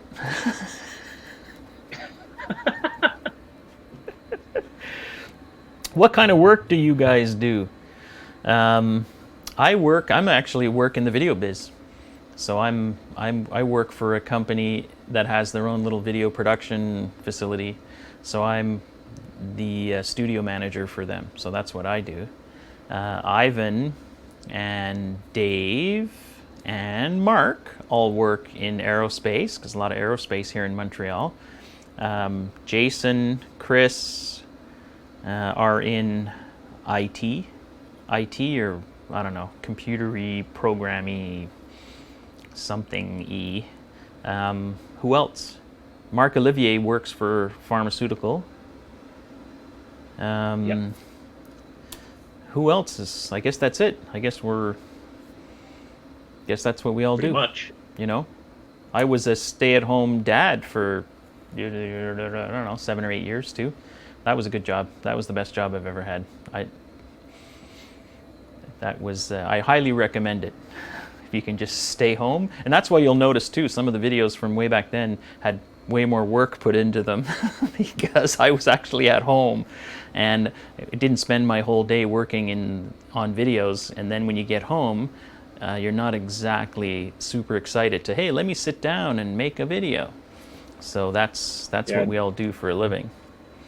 Officially, all of the players now, none of us are bachelors or anything. We all have kitties. Yeah, house, renos, wife, and kids. So that takes up a lot of time. Bow chicka wow wow. I'm not quite sure what that means. Yes. Do you have any info or experience about the Corduroy event in Ontario? I would like to do it with my FE450, but I'm not a pro rider. I don't. Ivan, you know anything about that? I don't know. I have friends that have done it, but it's an enduro event. It's one of the bigger events, but I know the videos I've seen are of the pros. But I think like any other event, they have them also for the more novice riders and all that. It's a pure enduro. Yeah. They have one section called the Tunnel of Love. Yes. What would your personal... This is... I can't pronounce your name, so I won't even try. But what would be your personal recommendation for an adventure bike? GS 800, 1200, Africa Twin, V-Strom, mostly for gravel road use, not single track. I think a lot of that really depends on how big you are. If you're a big person, you're probably going to do better on, you'll be able to handle some of the bigger bikes. It's not a lot of fun when you're 5'3" and you're on one of those big bikes. But in terms of your list, a GS 800 or a 1200 or an Africa Twin, I don't think any of those bikes would have any problems doing gravel roads, and if you mentioned here you're staying away from the single track. The V-Strom, not so much. I know they did a redesign, but certainly the old V-Strom, because Henrik had an old V-Strom for a while, that thing was a brick. It was the V-Strom 1000. Seemed like it had about 4 inches of ground clearance, and he dropped it in my driveway and did about $500 worth of damage to it, so I was not super impressed with the survivability of that. But certainly Mark rides an Africa Twin with us, and that thing is great. Stock suspension is surprisingly good, sounds good even with the stock exhaust, and it's a nice bike. The 800 1200, same thing, no problem. One thing is to keep in mind is if you're buying them used, then I don't even think I'd get super worried about maybe the brand. Just try to find the freshest bike you can, and a lot of us have bought used bikes. Dave's bought a couple of used, he bought a used F800. Wicked deals out there. A lot of people buy these bikes and just don't use them. So, and although someone just told us, who was talking about, Ivan, was it you? Had someone who just bought a 2018 Africa Twin and got a wicked deal. It was sitting on the showroom floor. So, actually my brother-in-law, who's ridden with us at the Classique 2 years, he just bought a brand spanking new Africa Twin. It's a 2018 model. It was leftovers inventory from a dealership that went bust or something, and another dealership bought all the stock and is liquidating, and he got the Africa Twin for peanuts, basically brand new, 0 miles. So you got to hunt around. He's been looking for a long time, but for a used one, but this one came up brand new. So Mark Pigeon there in the chat. Mark, you bought your Africa Twin and you got a good deal. You got a good deal on that puppy as well, didn't you? Oh, hello from Texas. Moto Guzzi V85 TT. What do y'all think? I think I've seen a picture. I don't know much about the Moto Chris, Guzzi. you're an expert on all things Moto Guzzi. Not at all. This is the benefit of being the guy who controls the switching. I can just say, Ivan, why don't you handle that question? I don't know. I don't know much about the bike off-road, but it's a beautiful bike, though. Yep. They're Moto Guzzi, beautiful bikes. So I think the short answer is we have no clue. I think it's pretty. Mark. Yeah, see, Mark bought his Africa Twin for $11,400 Canadian. So that's about $3,300 US. So that was a pretty good deal. But yeah, a lot of people seem to have been picking up those Africa Twins around here in that price range of like 12 grand, which... And when Mark bought it, it was the launch price, because Mark got a very good price at the launch, because those bikes are nowhere near that price today, brand new. Yeah, the list price, you were saying when you looked up the list, was like 17 or something crazy for 17. The one with the DCT. Yeah, and so I think there's good deals to be out there. Can we get a Ural grocery video? Now, first of all, every time we do a Ural video, I say Ural, and I get nasty grams from all over Eastern Europe about how I can't pronounce it, and apparently it is supposed to be pronounced Ural. Ural. And that seems to be a big issue for a lot of people. And my response is that I don't say Mexico, I say Mexico. So here we say, and actually we don't even say Ural. Most people that I ride with just call it the urinal. But grocery run, I did post a picture on the Facebook for Ride Aventure yesterday of me going to the grocery store with a full overflowing sidecar of groceries. So that was a legit reason to go out for a ride. What do you guys think of the new Harley Enduro bike? Yeah. Ivan or Chris, you want to chime in while I go get a beer? I gotta say, I find it ugly. I really am not into it. That Harley tank on it is just... What can I say? You're just gonna leave the camera on me now? He's... Oh, no. I'd like to try it. Why not? Because I'd ride any bike just to try it out. But I don't know. Sorry, what did I miss? Or the Some Harley bikes, they're Fire. I'm down to... it's off to a bad start because it looks heavy right away. Oh. It just looks heavy as hell. So that's And ugly. I don't know. Oh, that I mean, I saw the pictures, and I was like, that is horrible. But I thought maybe there's a slight chance that in the flesh it won't be so horrific. And then we went to the motorcycle show, and I saw it, and I was literally, how did that get out of a facility that makes motorcycles? How did a bunch of people stand around that bike and say, yes, people will buy this? It's okay. I mean, it's pretty friggin' horrible. And it's a thing also, this bike is probably in the category of like you don't want to drop it or scratch it or anything like that. So I don't know. I wouldn't want to drop it because it's probably going to be a very expensive bike also to fix, like all of those Harleys. Yeah. Not Down to my unlike last HP2. two double IPAs that Marcel dropped off. And I was wondering why I was enjoying them so much, and then I noticed they're 8% alcohol. So each one is like having 1.5 beers. All right. What else we got?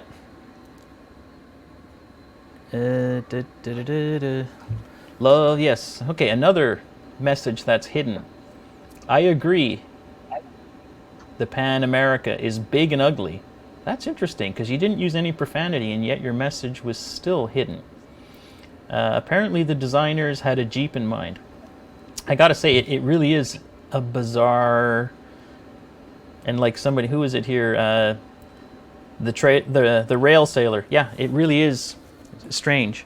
Did you see the new Honda CT125 Hunter Cub, which they're bringing back? Probably only good for light off-road. Yeah, I did. I love that thing. I mean, I love a Honda monkey bike. Love it. All that, the Honda Cub off-road version.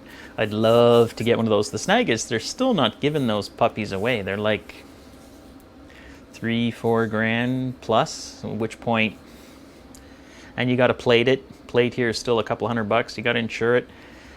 Yeah, it's some serious. Yeah, like Mark is saying, it's a great cottage bike, but snag is it's expensive to have a bike here. It is, and for that price, you're getting a lightly used, a used in good condition 530 EXC that is for sale now because the other guy bought an Africa Twin. So, yep. Mark is asking. 530 EXC. Marek is asking, a 1200 GS doesn't look bizarre. 1200 GS looks bizarre, but it's got some sort of style happening, integrated design, and when you get close to it and you look at things like the foot peg brackets and the shaft drive castings, they're nice looking pieces. It doesn't look like it was made in a high school shop class. Yeah, it's very refined. Yeah, there's a lot of, like, when you're working on the HP2 and you're down there and you're close up with all those parts, they're nice looking parts. You can see that even on simple things. Maybe not on my bike. Well, they are. I mean, you look at the final drive system. It's nice. It's nice looking. Like, it's sometimes you look at some of these other bikes, and if something like a foot peg hanger or something is just this crappy stamped piece of steel or something, it's super ugly. The BM stuff is nice. All right, there are a few off-road Groms in Quebec area. Maybe consider that.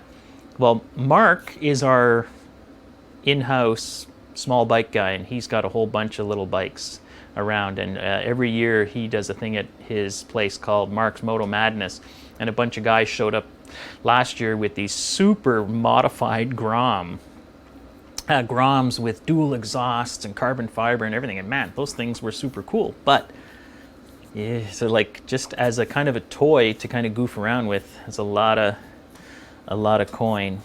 Some for Seb. Hey, some for Seb. is back in the neighborhood these days. If you check Biker Bits, he's saying that the new Honda CT 125s are going to be $7,000. Ouch. Yeah, exactly. I don't know how many they're going to sell at $7,000. Honda ADV 150 scooter is $42.99 US. It's hard to get into adventure for a little money. Yeah, it is. You mean you can, once again, used KLR, pretty minty used KLR, $3,000 Canadian around here, $3,500, and maybe a DR650. What are they selling for? Same something thing. similar, around $3,000, Similar like whatever. that. And I definitely go for that because even those small adventure bikes are really cool. But if you want to use it for more than just dicking around the cottage and all that, then you're going to want more than the Grom or the CT 125. You're going to need something a bit bigger that can do a bit more. Take the highway or whatever. So. I mean, that's part of the snag here. We get some comments from guys saying, why aren't you guys riding real dirt bikes? Then you can't ride them on the road. And here, the trails, we're not like rolling out of the back door of our cottage and riding the trails. We're actually leaving the suburbs. Even if we trailer it, you need a plated bike. And if you're going to have a plated bike that you also want to use, like Ivan, you drive your bike to work. Yeah. Right? Every once in a while, go to work. And even from leaving from my place, the closest, it's not because we love the Scotch Road so much, it's the closest place where we can hit actual off-road. So, and it's still a 45-minute highway ride from my place all the way up to Scotch Road before we actually get into the trails. So trailering the bike all the time would be no way. I'd just go crazy, it's another hassle. I want to get on the bike, ride, and go. Yeah. You want to go somewhere really good, you're looking at an hour and a half to almost like an hour 45. Like when we go up to Chertsey and Saint Donat, that's almost 2 hours. Yeah. It's a long trek. And the snag is, if you do trailer it, one of the downsides is you got to get back to your trailer. Well, if you're not trailering, you can do a big loop without having to get back to the trailer. Someone asked, are you guys members of the FQMHR, Fédération Québécoise des Moteurs hors route? Yeah, I usually sign up. Because it gives you access to a lot of trails. Some years we haven't used it much, but we tend to sign up anyways, just because they're doing a lot of good work. And how does it work in Montreal? Well, you just go to the website and sign up. And that's something too. I wonder, with everybody stuck at home, I imagine a lot of those clubs are going to be tight for money because no one's buying their trail pass. And here, Lazaro Gonzalez is saying his first bike was an 87 KLR 650, $1,400. Yeah, you see them here all the time on the classifieds. Like kind of a beat one, you're probably looking at $1,500. So if you're mechanically inclined and you can deal with some pain, you can probably get into dual sporting for $2,000, Canadian. So I think which is why, buying a Grom for $3,500 and then modifying it or something starts to look like. DRs here in New England go for big money. Really? That's from MB. Start exporting them. Not so much. And Sunny G has got a good point. CRF 250L. And man, a ton of people have bought those. They're not, it's built to a price point. They got the rally version. I know Denise and Vlast, who we know have the rallies. They look nice. They got the bigger tanks, I think. I think the suspension's slightly upgraded. Someone can correct me if I'm wrong. That's a good deal. And I see them used for really low money. And Mark Pigeon here, he has his Africa Twin, and he's also got one. The weird part about Mark on his 250 is that he always crashes way more and he's not going any faster than he is on his Africa Twin. So I don't know the rule about smaller bikes being better, how it doesn't apply to Mark for some reason. because I've ridden with him on the Africa Twin, and it's always gone super well. And I'm like, man, that guy can get that bike into some really interesting places. Then he brings the CRF, and it's a friggin' yard sale. And there's the KLX 250, same thing. Here, like Vlast is mentioning, he upgraded the suspension, but Denise is on the stock one. Yeah, good deals on the CRF2. A 15-year-old DR is $3,500, and a new CRF is $4,000 plus setup, and that's it.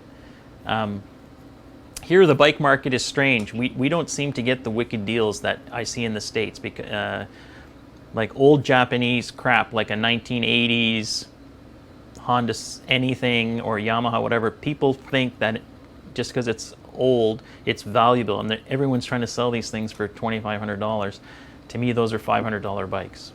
But yet, you look at something like the CRF 250, you can buy one basically new for that kind of money. So, strange. TW 200 is popular around here. TW 200, yeah, I think it's, we know some up at the Fundy Rally. There's a couple of those run the Fundy Rally. Interesting bike. The snag is here, they hold their value. I don't know what it is with those, because I thought that would be a fun little kick-around bike. They are expensive. I don't know why. They never seem to get down to being like a $1,500 bike. They're expensive.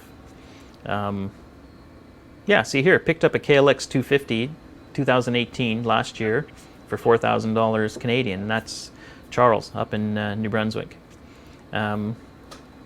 Wicked deals all day long on Honda Shadows. Chris, that's good news.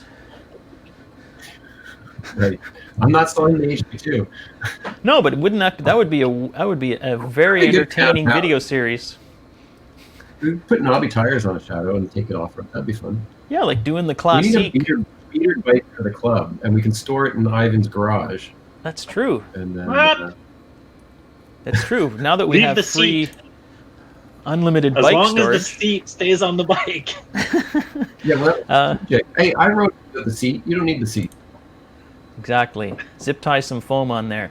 If you want expensive, you should come to Iceland. A used Africa Twin with 6,000 kilometers on it, $24,000 Canadian. Hi, 32,000 Canadian new.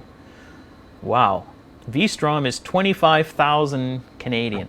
And I think I don't know if NERB 1 is still on here. I think in Australia too, bike prices are crazy. And here, Pal, in Norway, a CRF 250L, 7,000 US. Yeah, I think Ecuador, a brand new DR650 for $18,000 US. That is amazing. Yeah, that's it. Yeah, and it's Wow. oh, here we got Marcelo from Brazil. He's very fearful of this pandemic. Sorry for the comment. Hey, no, nothing wrong with that, my friend. We are living in strange time. Oh, Gunter's gonna have supper. I think, yeah. What time is it in Germany? Must be supper time. Yeah. All right, folks. Almost 6 o'clock. We've almost been on here for 2 hours, so if anybody's got any other questions, get them in quick, because I think we're going to wrap up in the next few minutes. Just before we do, I will, where is this? This is on Graphics 1. I just wanted to show you, so for those of you who want to order the stickers and the patches, if you go to awesomeplayers.com or apormc.com, both domains will take you to the same spot. You can click on this order tab, and that'll take you to now where you can buy the patches. So that's our buddy Joe got that organized for us. What's it say here? I'd love to travel to Canada and go riding with you guys, and also spar with George St. Pierre. he's the I'd like to see that. yeah, I'd like to see that. In Canada, add 13% for fees. Yeah, so even the prices we're talking about, if you're buying a new bike, depending on where you are in Canada, you're looking at 13, 14, 15%, whatever additional taxes. Hey, we still have 183 people watching. People are desperate for entertainment. How do you put the patches on riding gear? Sew them on. That's what we've been doing. Like on stuff I where we used can actually Gorilla get Glue. it into sewing. You used Gorilla Glue? It worked? Gorilla Glue. Yeah, Really? And it's flexible? yeah. Works well. Just Really? don't put too much of it because it oozes out. Yeah. But the Gorilla Glue, so far, so good. Wow. Someone says, afraid to melt the patch while ironing it on. You will really be afraid because they're not iron-on patches. So if you can melt that patch on with an iron, you're way ahead because they are not. They're only to be sewn on. We do ship to the US. So basically the way we've got it is we have one price for shipping stuff to Canada and the US, and then you'll see there's another price for anywhere else on the face of the earth. Because one thing that's interesting is that shipping something to Mexico by Canada Post is the same as to Ecuador or Sweden or anywhere else on the planet, and it's not super expensive. So basically there's a Canadian US price and there's a anywhere else in the world price. The 790, someone's asking, we all want to ride one. We hope it's the dual sport long promised unicorn. And I think I know for myself, Jason, I know Chris and Ivan are in long-term relationships with their bikes that they have no interest in ever changing. But I think a lot of people are really excited about the Yamaha 700 and this new 790. And I'm excited too about the Husqvarna 901, which is going to be a 790 variant that apparently is going to come out in a year or so. Yeah, I think that's. I'm almost afraid to ride those bikes because wouldn't be a great time to be spending money on changing bikes. But if you look at the popularity of that segment with the 690s and the 701s at kind of the bottom end of the mid-size section, and then the 800s and the Triumphs and the Africa Twins kind of on the bigger end, that's kind of a wide zone. I think a lot of people are looking for something a little more in the middle, and I think that's where the 700, the Yamaha, and the 790 fit. Because to be honest with you, I'm not a big single cylinder fan. I mean, the 701 works well and everything, but I just like the power delivery from a multi-cylinder bike more. So I'd be curious to see. Do you miss the 800 over your 701? Get that question a lot because I know a lot of people found our channel because they were riding DR650s and they were riding F800s. Not that many people have a HP2 in the garage. I do miss it. It was fun. It's a different type of fun. A lot of people crap on us because we were taking big bikes off into the woods. I think they missed out on the fact that if you're out on the woods on a 690 or an HP2 or a DR650 or whatever, if you're having fun, it's the right bike. But yeah, I do kind of miss it. I'm saying big bike power is different. When you're climbing a hill in the sandpit and you're on a bike that's got big bike power, and even though in theory the 701 has 70 horsepower and I think the 800 had 85, so it wouldn't seem like a lot, the delivery is just different. It's just a different kind of fun. But the gnarlier stuff, it's a lot of work if you got to get into picking it up. But on fast stuff where you're bombing along, like at parts of the Fundy Adventure Rally I did with Dave one year, and we both had 800s, and we did the kind of intermediate level, it was amazing. I mean, that was the perfect bike. It wasn't super rough, it wasn't single track, and you were coming out of corners in third gear and you could drift it, which you can do on the 701, but it's just not the same. So yeah, I think long answer to say, yes, I do miss it. And here's John. So John has a 790R by the sounds of it, and he loves it. The XT700Z.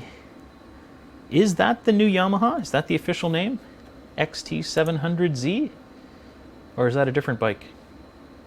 I would think so. I don't know. Yeah, I'm not I sure. don't know. I'm not Everybody sure calls what it the T700, but Terrence has said, joy costs money.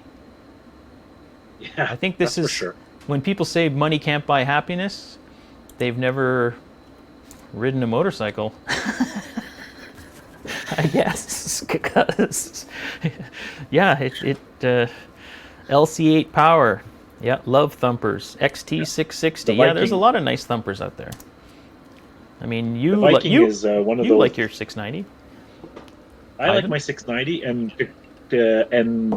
to add that changing bike, I wouldn't change bike. It's a question more of adding a bike to the fleet is the problem, because I won't get anything. I'm going to be like Jason. I'm just going to accumulate, and Jason and Mark accumulate bikes.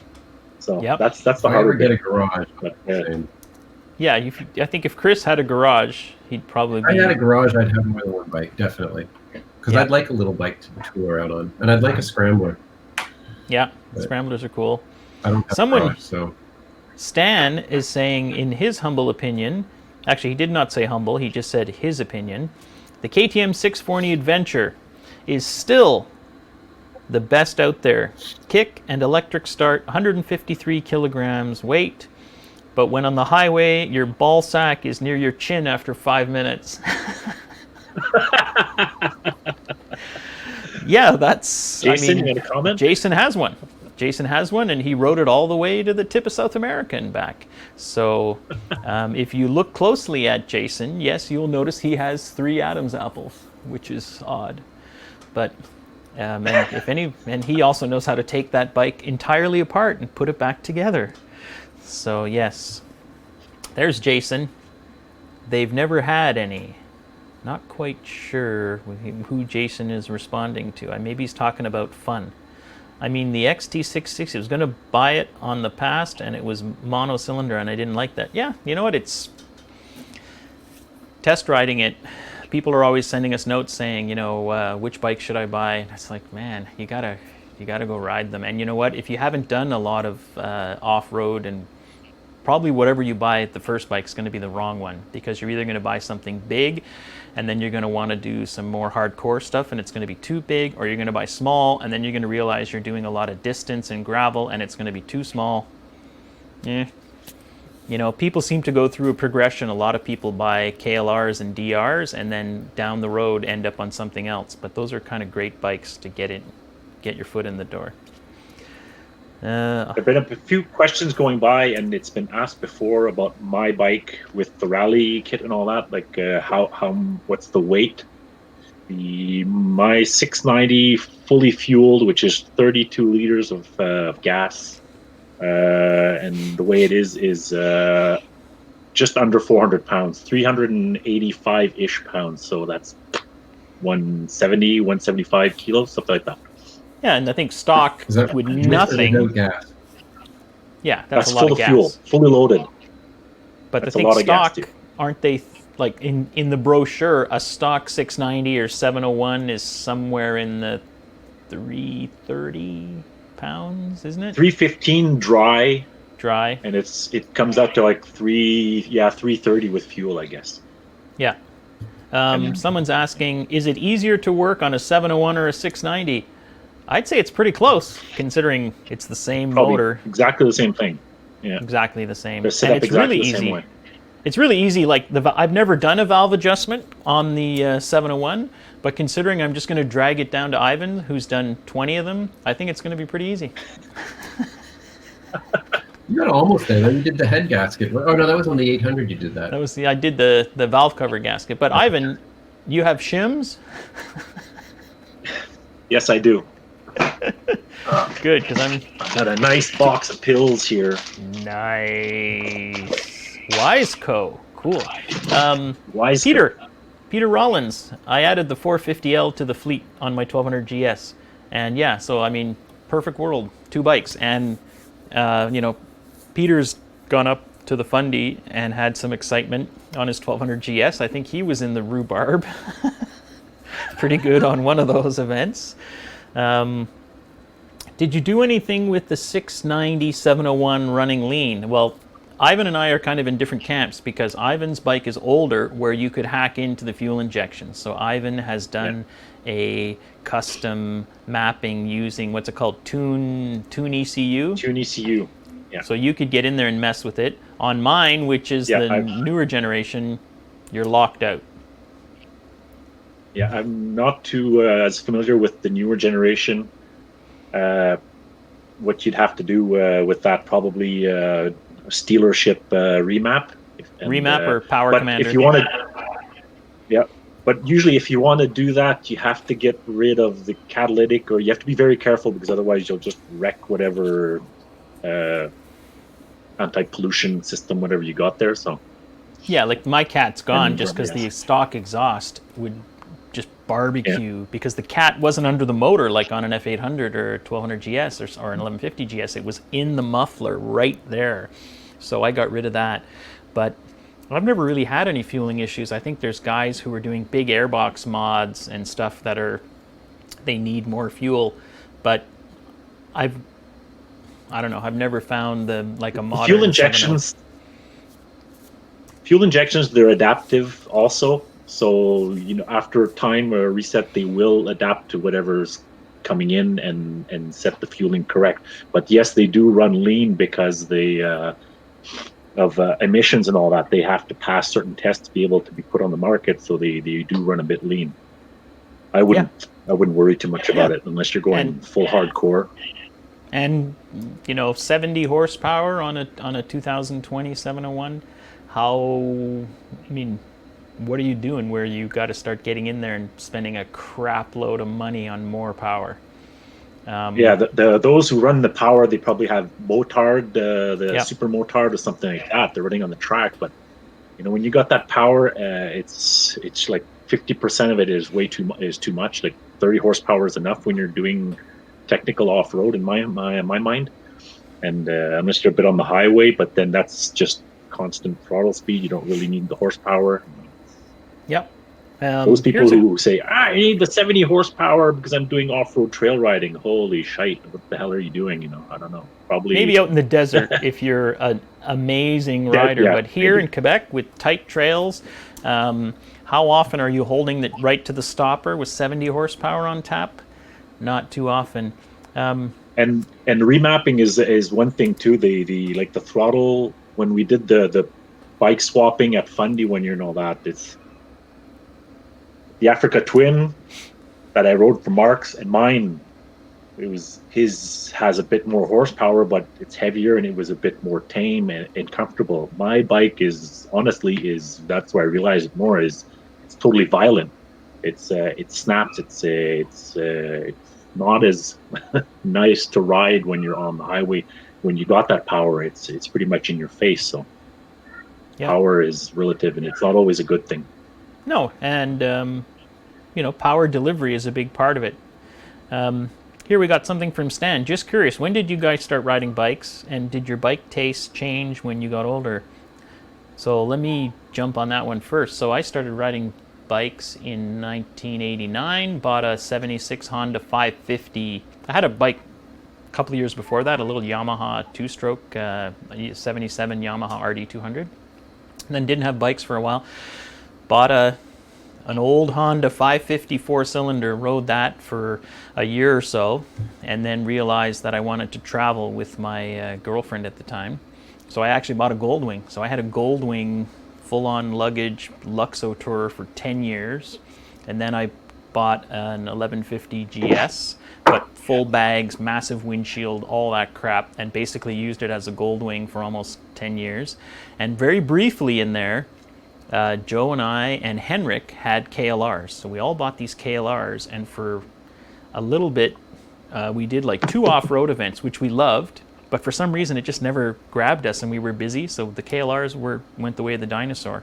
And then bought the 800 GS in 2009, used it as a touring bike, and it was only in 2010, that video we showed a clip of where Chris said, hey, we got knobbies on this thing, let's go for a ride. And that started 2010, the off-roading, and then just, I think, more out of having had the same bike for like 9 years. I ended up switching to the Husky, and got the Ural because I ordered the F800 and delivery was delayed by 1 year, so I had no bike for a year. I'd already sold my 1150, so I bought the Ural and have since kept it. So that's kind of my progression from big touring bikes to getting into the dual sport thing and then going from the 800 to the 701 and maybe going back up now. I'm kind of feeling the urge maybe to get something a little bigger. Ivan, I know you were from the car world. Yeah, lots of rallying and track days and all that with the cars. But for the bikes, with my college buddies and all that, we all got our license while in college or just out of college, so 25 something years ago. And I always liked the off-road bikes and Dakar and all that. I've followed that since I was a kid. But I never owned my own bike until 2014. And I've ridden other people's bikes on and off, and all my friends went into their sport race bikes and kind of laughed at me because I wanted the dual sport bike and all that. So 2014 is when I actually started. My plan was to buy a F800 GS Adventure. They were coming out in 2014.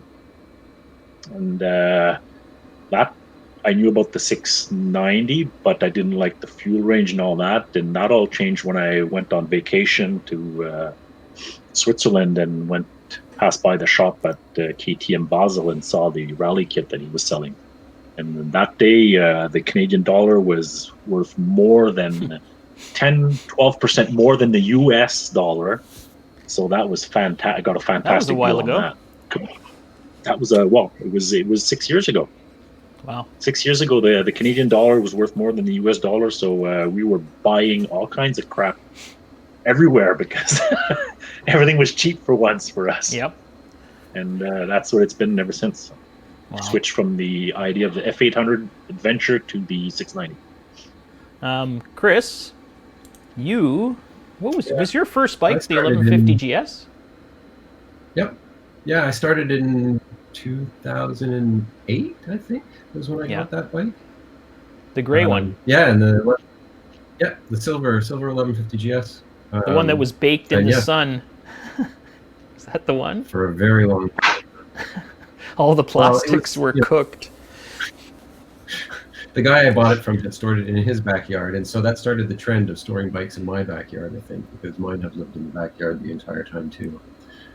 Did he also have winos? Urinating on it? No, probably not. He didn't have the cat problem that I have in my backyard. Do you remember when Henrik used to live near you, there was a cat that would actually climb under the cover of his motorcycle and crap on the seat? And that started it. I rented my apartment from him, and the cat started climbing onto my 1150 GS instead of his ST 1300 that he was riding at the time. Yep. So you had what? You had the 1150 and then the HP2. That's it. Yeah, that's it. That's all. Wow. Like I said, I'm a fan of the BMW Boxers. I really, I don't know. Every time I try and love a dirt bike, it's not the same. The torque's not there. There's something about it. I don't know. I find them high strung and difficult to ride compared to a GS. Although, you know what? The HP2 is kind of a special breed because the few times I've ridden it over the years, it is just such the handling on it is, I mean, it's nothing like a 1200 GS to me. It's a totally different feel. Yeah, it tracks. It's still like I'm saying, the GS. After all the time I had my 800, I could never do a power slides or donuts on that thing for crap, and I would ride your bike for 5 minutes and you can do it. Yeah. It's just, it's confidence inspiring. It's too bad. Sometimes a little too much inspiring. Yes. Someone asked a question here. Ivan, what's your RPMs on the highway? I mean, you don't have any highway issues. I'm trying to remember now because it's been a long time. But I mean, at 120 kph, it does the highway no problem at 120. Yeah, it does the highway no problem, but how it revs and all that, you're always looking for that extra gear, I find. But it revs around 4 grand-ish, 4 or 5. I don't remember. Let me look. Oh, it's going to look. But I'll tell you one thing. Even on the 701, 5 grand. Yeah, 5 grand at 120. frig, at 120, if I whack the 701 wide open, it just picks up and goes. Like there's no issue with power. Stan here. What is Stan? I like your taste, gentlemen. Combined with Austin Vince are great to follow. I'll have to check out that. Thanks for answering my question. Having Austin fun Vince listening is to you fun to guys watch. while working on the bike. Try an XR 650R. Endless torque in a 300-pound package. The XR 650R was never street legal here. So we had the XR 650L, and Henrik had one, and I rode it, and that was, Completely different bike, though. It's a totally different bike from the L. I have a friend that has the R in Alberta. That's road legal because he could convert it over there. And they had them at one point in Quebec. People were converting them, but after that, they all got their licenses pulled on them. But the XR650R is quite a machine. It's the Baja winning bike, par excellence, and all that. So yeah, it's quite an impressive bike. Here, Ivan. Here's a blast from the past, from Laurent. Funny, in 2014 I bought my KLR, and on my first ride I met Riley and Chris on the Scotch Trail, which is where everybody here starts their riding careers. The next spring, Ivan took me to the Classique with my new Canadian license. Is that ringing any bells? Yeah, I remember that. Yeah, I think Laurent, so he had his temporary license? I think, that's the thing. He had his temporary and needed to have somebody, because we have the babysitting law and all that, and he had to have somebody to, and probably also to actually know where to go to the event, since, I remember. And I think now he's on a 990 Adventure R or something. I remember that. And that's a big fan favorite. There's been some comments here about people saying, the 950, 990 series of KTMs, and yes, they certainly have their following. People who love them. I've never ridden one, but man, they sound good. I've been sprayed by rocks and mud and crap by them in the past, and they seem to do a really good job doing that.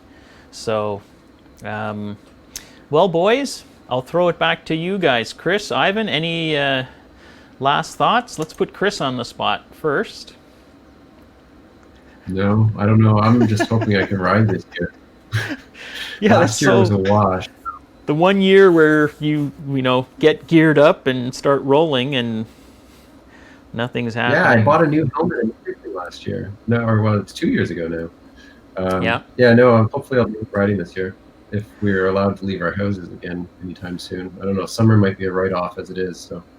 Funny thing was yesterday, Ivan, when we were rolling the video about the maintenance from October, somebody actually commented they thought it was live. They thought we were all gathered in your garage doing this thing live, and they made a comment about how we would be subject to, heavy fines and whatever. I don't know if they realized this happened, 6 months ago. So it was a live viewing. It was a live viewing, yes. I think people were unclear on the difference between a premiere, which is when we just watch the video together, to live like this. Also, has to probably a newer member of the group not realizing that none of the videos that come out are recent. There's always a big time delay after the footage and the production of it. Riley? Yes. Here's a comment from Terrence. Bikers and the world ride on two wheels, pump the same gas, and no matter what rides we're on, every ride is an adventure. Thanks for today. Thanks, Terrence, for the nice comment. But yeah, I think that is it. I think that's one of the things we've seen just through the social media experience, is that pretty much people who are interested, wherever they are in the motorcycling community, are kind of the same mindset. Are you considering practicing balance skills in your backyard? I was actually thinking about that just because I saw some other guys doing that on social media, where guys were saying, I can't go anywhere, but I'm just goofing around in front of my house doing some low-speed drills. Yeah, that might be the season. Who knows? When the restrictions are lifted, where are you heading off to first? Probably the Scotch Road. Scotch Road. Probably. The Scotch Road is where we always go first. I haven't been on a motorcycle in 2 years. I need to go to the Scotch Road. Yeah, I think people don't. If you're not from Montreal, maybe it's not super evident, but the nearest place to Montreal where you can kind of get dirty and there's some interesting stuff to do is this place called the Scotch Road, which is 45 minutes from this end of the island. So that's where everybody goes. I kind of pity people who own cottages on the Scotch Road because that is the off-road.